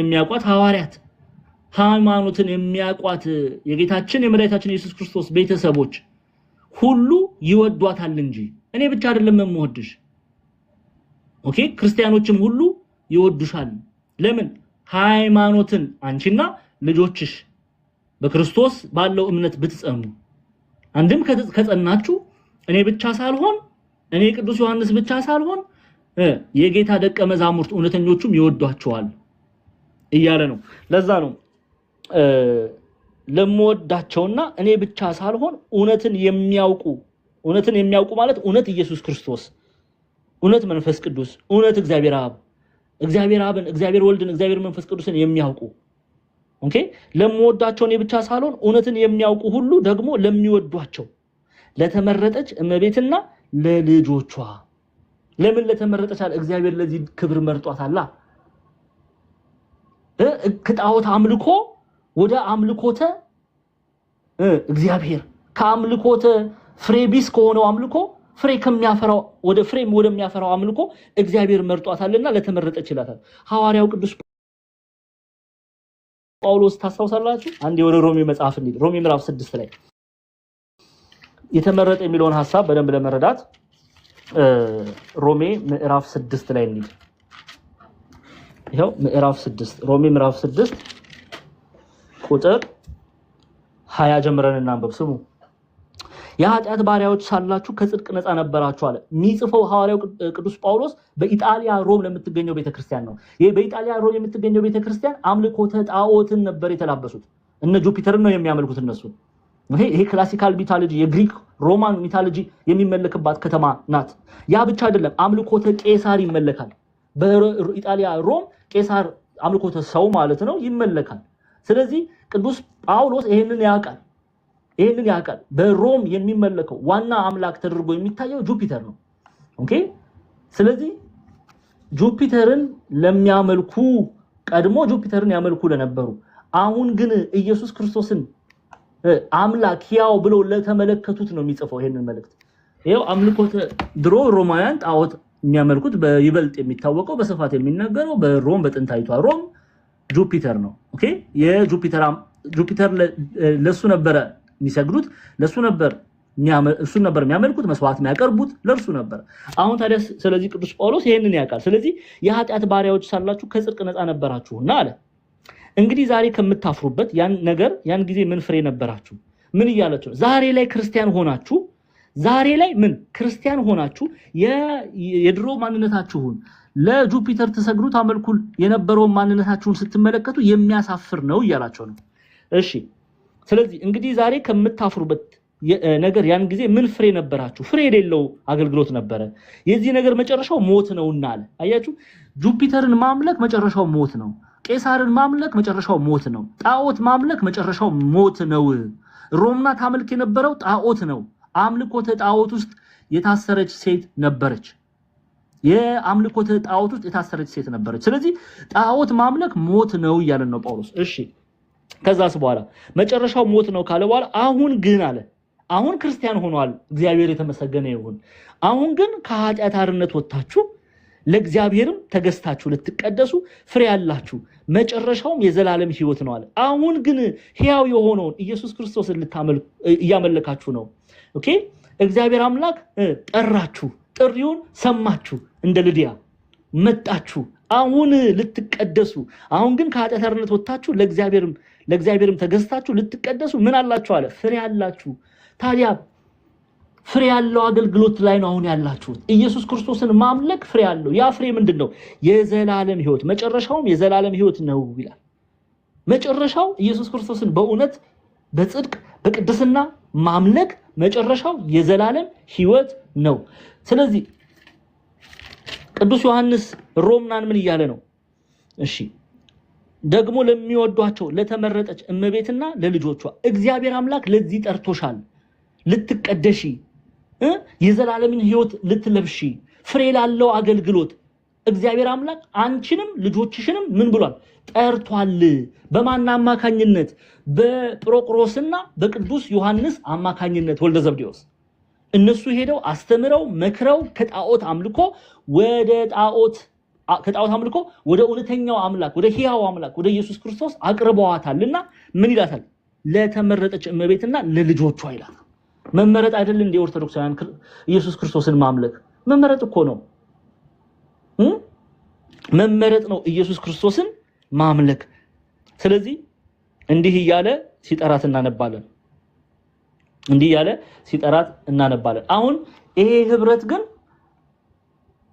አንቺ መልካም የሆነውን መልክ በአንቺ ላይ ስናይ ክርስቲያኖች በጠቅላላ በህብረት ደስ ይላቸዋል፣ እግዚአብሔርን እናመሰግናለን እያለ ነው። እስቲ እንመልከት። ተሰሎንቄ መጽሐፍ እንዲህ አላደረገም ወይ ጳውሎስ? የተሰሎንቄ ምዕመናን ፍሬ ሲያፈሩ አይቶ እግዚአብሔርን አላመሰገነም ወይ? እንመልከት። ይሄው መጀመሪያቱ የሐዋርያው ጳውሎስ መልእክት ዮሐንስ የሚናገረው ጳውሎስ የሚናገረው የሚተገብረው የሐዋርያትን ህብረት እንመልከት። ተመልከቱ። እንግዲህ ጢሞቴዎስን ከላከ በኋላ ወደ ተሰሎንቄ፣ ምክንያቱም ተሰሎንቄ ሐዋርያው ቅዱስ ጳውሎስ በሐዋርያት ሥራ ምዕራፍ 17 ላይ ቤተክርስቲያንን ከተከለ በኋላ እርሱ ክፉ ሰዎች ሮማውያን እጅ ሲጭኑበት ከተሰሎንቄ ወጥቶ ከተሰሎንቄ እንደወጣ መጽሐፍ ቅዱሳችን ይነግረናል። ሐዋርያት ሥራ ምዕራፍ 17 ላይ ታሪኩን ታነቡታላችሁ። ከወጣ በኋላ ግን የተሰሎንቄ ምዕመናንን ምን እያለ ነው የሚያጽናናቸው? በእምነታቸው ያለውን እውነት ለማወቅ ስለፈለገ ጢሞቴዎስን ላከው። ጢሞቴዎስ ሄዶ የምስራች ብሎ አንደኛ ተሰሎንቄ ምዕራፍ 3 ላይ መጥቶ ነግሮታል፣ መልካም ፍሬ እያፈሩ እንደሆነ። ይሄን ሲሰማ ሐዋርያው ቅዱስ ጳውሎስ እጅጉን ደስ ብሎት ምን አላቸው? ስሙ ቁጥር 2 ጀምሮ በጸሎታችን ጊዜ ስለናንተ ስናስብ የእምነታችሁን ስራ የፍቅራችሁን ድካም በጌታችን በኢየሱስ ክርስቶስ ያለውን የተስፋችሁን መጽናት በአምላካችን በአባታችን ፊት ሳናቋርጥ እያሰብን እግዚአብሔርን ሁልጊዜ በሁላችሁ ምክንያት እናመሰግናለን። በእግዚአብሔር የምትወደዱ ወንድሞች ሆይ እንደተመረጣችሁ አውቀናልና። አያችሁ፣ ዮሐንስ የተናገረውን ጳውሎስም ሲጽፎ እናያለን። መመረጥ የእግዚአብሔርን ለማምለክ እግዚአብሔር አምላክ እርሱን ኢየሱስ ክርስቶስን ለማምለክ ተመርጣችኋል እያለ ነው። እሺ እንደተመረጣችሁም አውቀናል። ወንጌላችን በኃይልና በመንፈስ ቅዱስ በብዙ መረዳት እንጂ በቃል ብቻ ወደ እናንተ አልመጣም። በእናንተ ዘንድ ስለ እናንተ እንዴት እንደነበርን ታውቃላችሁ። ደግሞ እናንተ ቃሉን በብዙ መከራ ከመንፈስ ቅዱስ ደስታ ጋር ማለት ምን ማለት ነው? ጸጋ እግዚአብሔር ይበልጣል እያሉ ፈተና ቢደርስባቸው መከራ ቢደርስባቸው እጅ በጫን ቢደርስባቸው እምነታቸውን አልጣሉም። ኢየሱስ ክርስቶስ ይበልጣል ብለው ከመንፈስ ቅዱስ ደስታ ጋር ተቀበላችሁ፣ እኛንና ጌታን የምትመስሉ ሆናችሁ። ስለዚህ በመቄዶንያ በአካያ ላሉት ምዕመናን ሁሉ ምሳሌ ሆናችኋል። ሰሜናዊ ግሪክ፣ ደቡባዊ ግሪክ፣ ሰሜናዊ ግሪክ በሮም ቅኝ ግዛት ትገዛ ነበር። በዛ ያሉት ምዕመናን ክርስቲያኖች የቤተክርስቲያን በጠቅላላ ምሳሌ ሆናችኋል እያለ የተሰሎንቄን ሰዎች ሲያመሰግን እናያለን። የተማርን ነው የተሰሎንቄ መጽሐፍ የምትማሩ ሰዎች በደንብ ይሄንን ታውቃላችሁ። እንቀጥል። እሺ ከእናንተ ወጥቶ የጌታ ቃል በመቄዶንያ በአካያ ብቻ አልተሰማም። ነገር ግን ምንም እንድንናገር እስከሚያስፈልግ ድረስ በእግዚአብሔር ዘንድ የሚሆን እምነታችሁ በሁሉ ስፍራ ተወርቷል። እነርሱ ራሳቸው ወደ እናንተ መግባታችን እንዴት እንደነበረ ይናገራሉ። ለሕያውና ለእውነተኛው አምላክም ታገለግሉ ዘንድ ከሙታን ያስነሳው ልጁን እርሱንም ኢየሱስን ተጠብቁ ዘንድ እርሱንም ኢየሱስን ከሚመጣው ቁጣ የሚያድነን ከሰማይ ተጠብቁ ዘንድ ከጣዖት ወደ እግዚአብሔር እንዴት ዘወር እንዳላችሁ ይናገራሉ እያለ አሁን ጢሞቴዎስ መጥቶ ከነገረው በኋላ ምን እንደሚል ስሙ። ከቁጥር 10 ጀምሬ ላንብበው። የጎደለውንም ልንሞላ ሌሊትና ቀን ከመጠን ይልቅ እየጸለይን በአምላካችን ፊት ከእናንተ የተነሳ ከማን በአምላካችን ፊት አለ? በእግዚአብሔር ፊት፣ በልጁ በኢየሱስ ክርስቶስ ፊት፣ ኦኬ፣ በባህሪ ሕይወቱ በመንፈስ ቅዱስ ፊት ምን እያለ ነው? ከእናንተ የተነሳ ከተሰሎንቄ ምዕመናን የተነሳ ስለምንደሰተው ደስታ ሁሉ ለእግዚአብሔር በእናንተ ምክንያት ምን ያህል ምስጋና እናስረክብ ዘንድ እንችላለን ይላል። ተመልከቱ፣ ምን አለ? የምንደሰተው ደስታ አለ።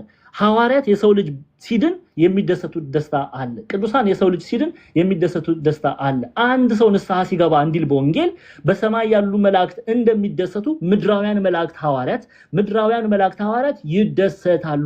ቅዱስ ዮሐንስ ሮምናን እየነገራት ያለው ያ ነው። አንቺ በኢየሱስ ክርስቶስ በእምነት ጸንተሽ ብትቆሚ አንቺና ልጆችሽ ባሳያችሁት መንፈሳዊ መልክ በሰማይም ያሉ በምድርም ያሉ መላእክት ይደሰታሉ።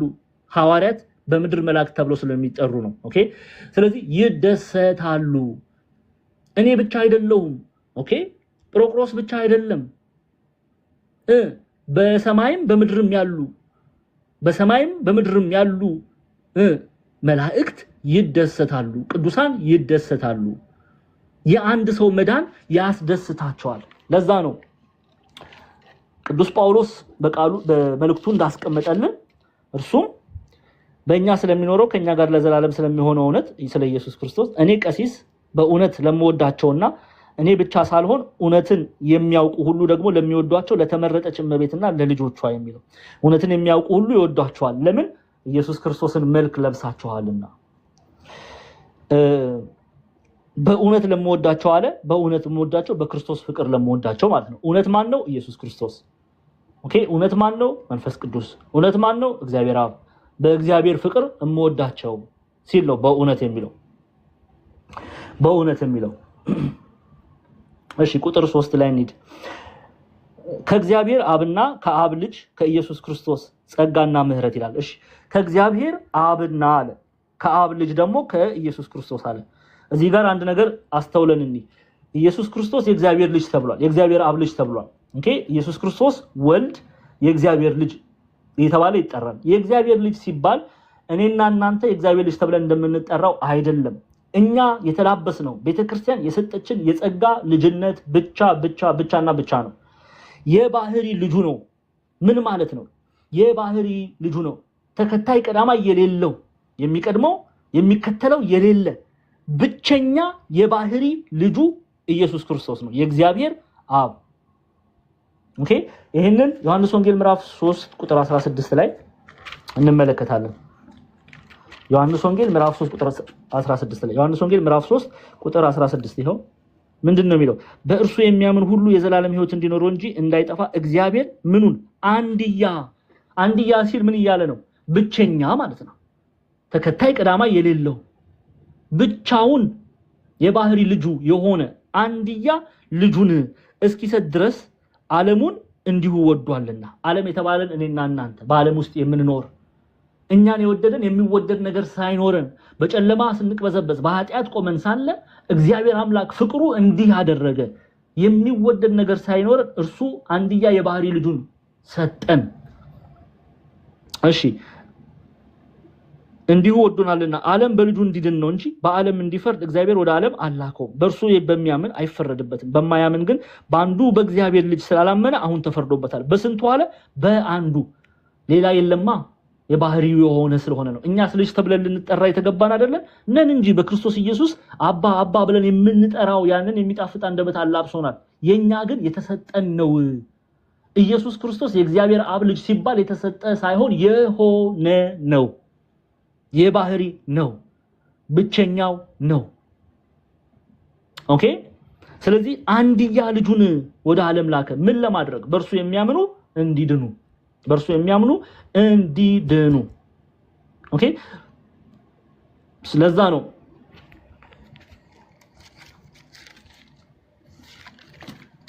ቅዱስ ዮሐንስ ምን አለ? ከእግዚአብሔር አብና ከአብ ልጅ ከኢየሱስ ክርስቶስ ጸጋና ምህረት ሰላምም በእውነት በፍቅር ከኛ ጋር ይሆናሉ ብሎ መልእክቱን የሚጀምረው ይሄ መግቢያው ነው። ገና ትምህርቱንም አልጀመርነው፣ አልገባን። ስለ ለሮምና የጻፈላትን አላየን። እያንዳንዱን የምናይ ነው። ግን ይሄ ጀስት ኢንትሮዳክሽን ነው። ሐዋርያት መልእክት ሲያዘጋጁ ቅድሚያ የሚጽፉት መግቢያ አለ። ኦኬ በሰላምታ እየጀመረላት ነው። እስቲ አንድምታ ትርጓሜያችን እንየው። ሊቃውንቱ ምን ብለውችን ክፍል አስቀመጡ የሚለውን ሐሳብ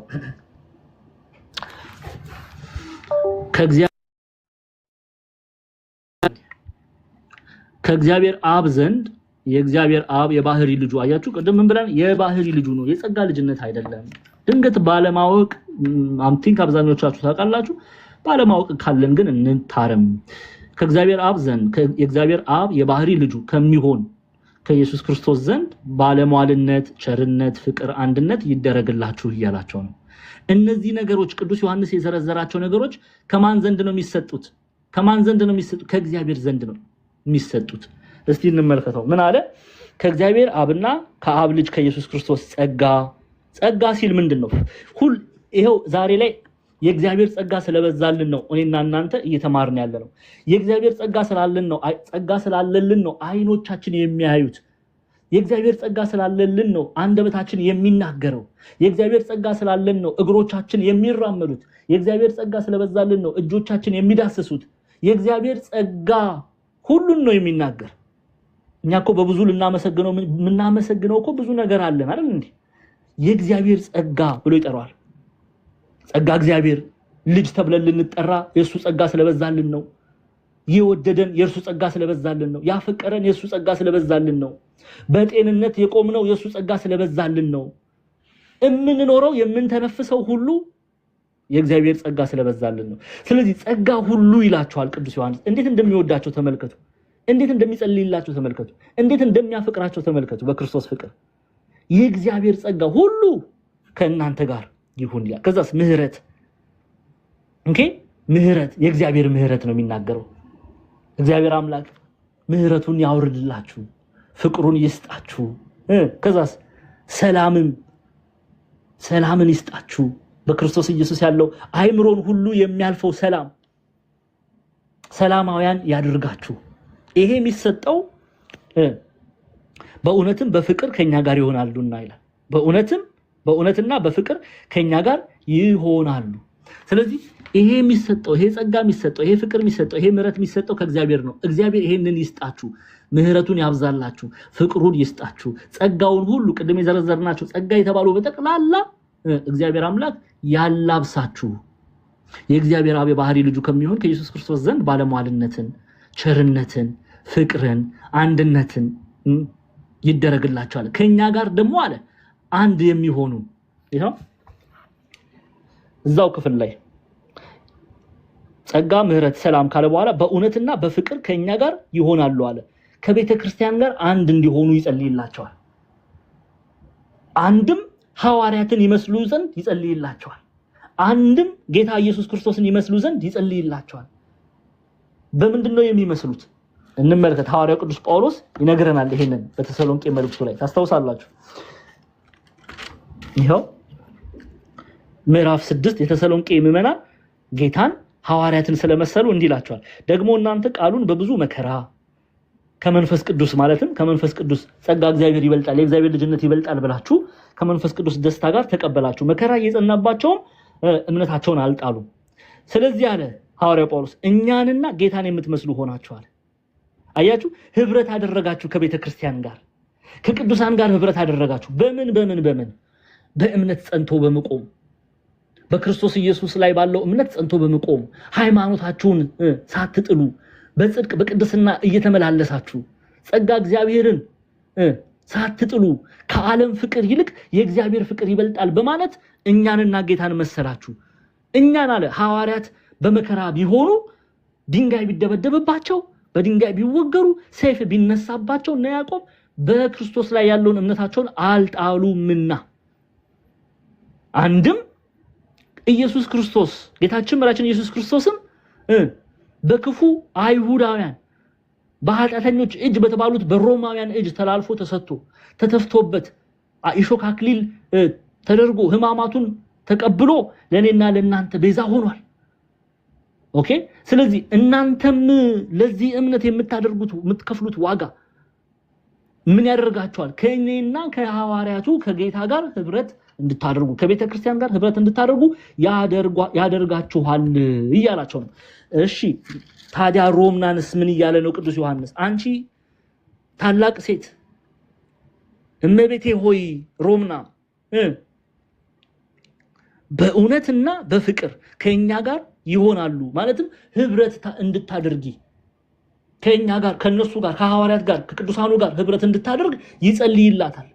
በምን በሃይማኖት ምግባር ጸንታ በመቆም ኢየሱስ ክርስቶስን ከሐሰተኞች ይቅርታ መምህራን ተጠብቃ እውነተኛውን ሐዋርያት የሰበኩትን ኢየሱስ ክርስቶስ ለብሳ ብትቆም፣ ፈተና እጅ መጫን ቢደርስባት እምነቷን ሳትጥል ብትቆም፣ ጣዖት አምላኪያን መተው እጅ ቢጨኑባት በክርስቶስ ኢየሱስ ላይ ያለውን እሷና ልጆቿ ሐዋርያት ያስተማሩትን እምነት ጸንታ ብትይዝ ህብረቷ ከማን ጋር ይሆናል ማለት ነው? ከቅዱሳን ጋር ይሆናል ህብረቷ። ለዛ ነው ጸጋ ምሕረት ሰላም ከተመኘላት በኋላ በእውነትና በፍቅር በክርስቶስ ፍቅር ከእኛ ጋር ይሆናሉ አለ።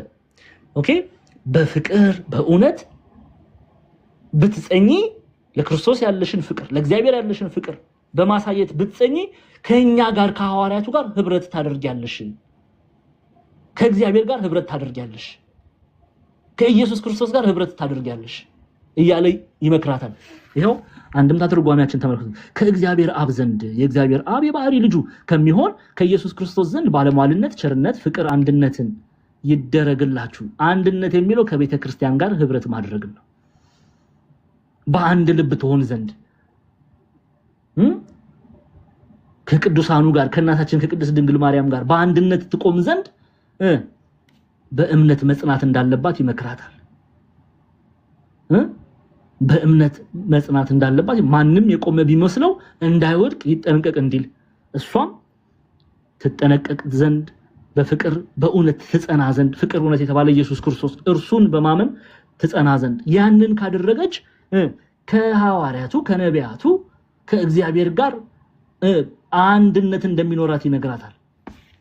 ደግሞ እዚህ ጋር ብቻ አይደለም የሚነግራት እራሱ ደግሞ እዛው መጽሐፍ ላይ ይነግራታል። ተመልከቱ ለሷ በጻፈው እመቤቴ ሆይ ሮምና ሆይ እመቤቴ ሆይ በደንብ ስሙ ምን እንደሚላት ስሙ።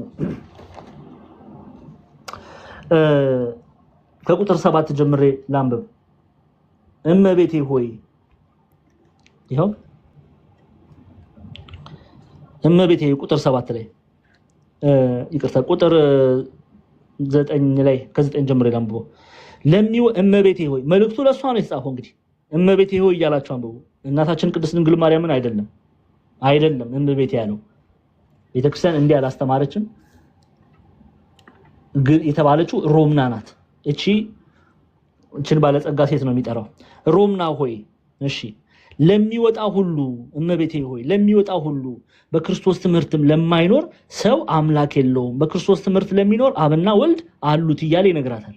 ስለዚህ አንቺ በክርስቶስ ትምህርት ብትኖሪ በክርስቶስ ትምህርት ብትጸኚ ከኛ ጋር ይሆናሉ፣ ከኛ ጋር ህብረት ያደርጋሉ፣ ከኛ ጋር አንድነት ያደርጋሉ አንቺና ልጆችሽ በፍቅር በእውነት ከጸናችሁ እያለ ሲመክራት ሲገስጻት ሲያጸናት ፍቅሩን ሲገልጽላት እንመለከታለን። እንግዲህ ዛሬ ጀስት መግቢያውን ነው ያየነው።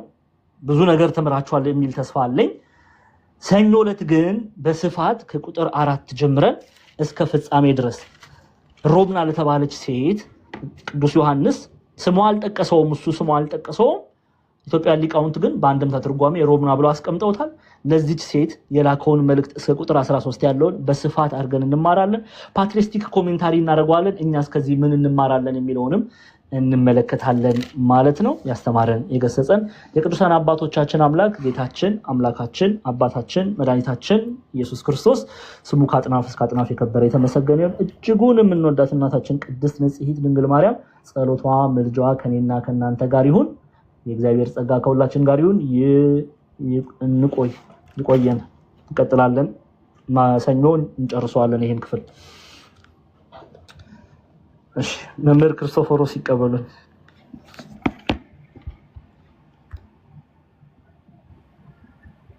ቃላትን ያሰማልን። በእውነት ላይ ከወንጌል ዲያቆን ዘማኑኤል መንግስታትን ያውርስልን። እግዚአብሔር አምላክ በሬ መጸጋ ይጠብቅልን። እጅግ በጣም ነው የምናመሰግነው። በጣም ቆንጆ ትምህርት ነው የተማርነው እና በዚህ አጋጣሚ እህቶቻችን እና ወንድሞቻችን መመስገን አለባቸው። በተለይም እህቶች በደንብ ስራ ሰርተዋል ዛሬ እና ቁጥራችን ኦልሞስት 500 ገደማም ሳይገባ ይቀራል። 444 አለን አሁን ራሱ ግን 470 ምናምን አካባቢም ገብቶ ተመልክቼ ነበር እና ይሄ በጣም ትናንትና ማስተላለፍ ነው መልእክት ተረባርበው ፕሮፋይልም ቀይረው እንደገናም እንግዲህ ስራ ሲሰሩ ብሎ አልመሰለኝ። እኔ እንኳን ብዙ አላየኋቸውም አልተባበርኳቸውም እና በጣም ደስ የሚል ነገር ነው። እዚህም እንግዲህ የመጣችሁ ወንድሞቻችን ያው ትምህርቱ እንደምታዩት ነው። ቃል እግዚአብሔርን መምራችን በተቻላቸው መጠን ያስተማሩን ነው እና በጣም ግሩም ነው፣ ድንቅ ነው። ሁላችንም እንደዚህ እየተገኘን ከፊት ይልቅ እየተጋን ሐዋርያው ቅዱስ ጴጥሮስ እዚህ በሁለተኛ ጴጥሮስ መልእክት ምዕራፍ 1 ላይ ቁጥር 7 እንደዛ አካባቢ ካልተሳሳትኩ ስንመለከት መጠራታችሁና መመረጣችሁን ታጸኑ ዘንድ ከፊት ይልቅ ትጉ ይላልና አንዱ ልንተጋበት የሚገባው ነገር እዛው ላይ ሲዘረዝር እውቀት ይላል። በእምነት ላይ በጎነትን ጨምሩ። ከቁጥር 3 አካባቢ ጀምሮ ስትመለከቱ በበጎነትም ላይ የወንድማማች መዋደድ እንደዚህ እያለ እውቀት ይላል እና እንደዚህ አይነት መንፈሳዊ እውቀት የመዳን እውቀት ገንዘብ ማድረግ ያስፈልጋል። ቅዱሳት መጽሐፍት እንዴት ነው የሚነበቡት? እንዴት ነው የሚፈቱት? ምንድነው መልእክታቸው? የሚለውን ነገር ሰው ካልተረዳ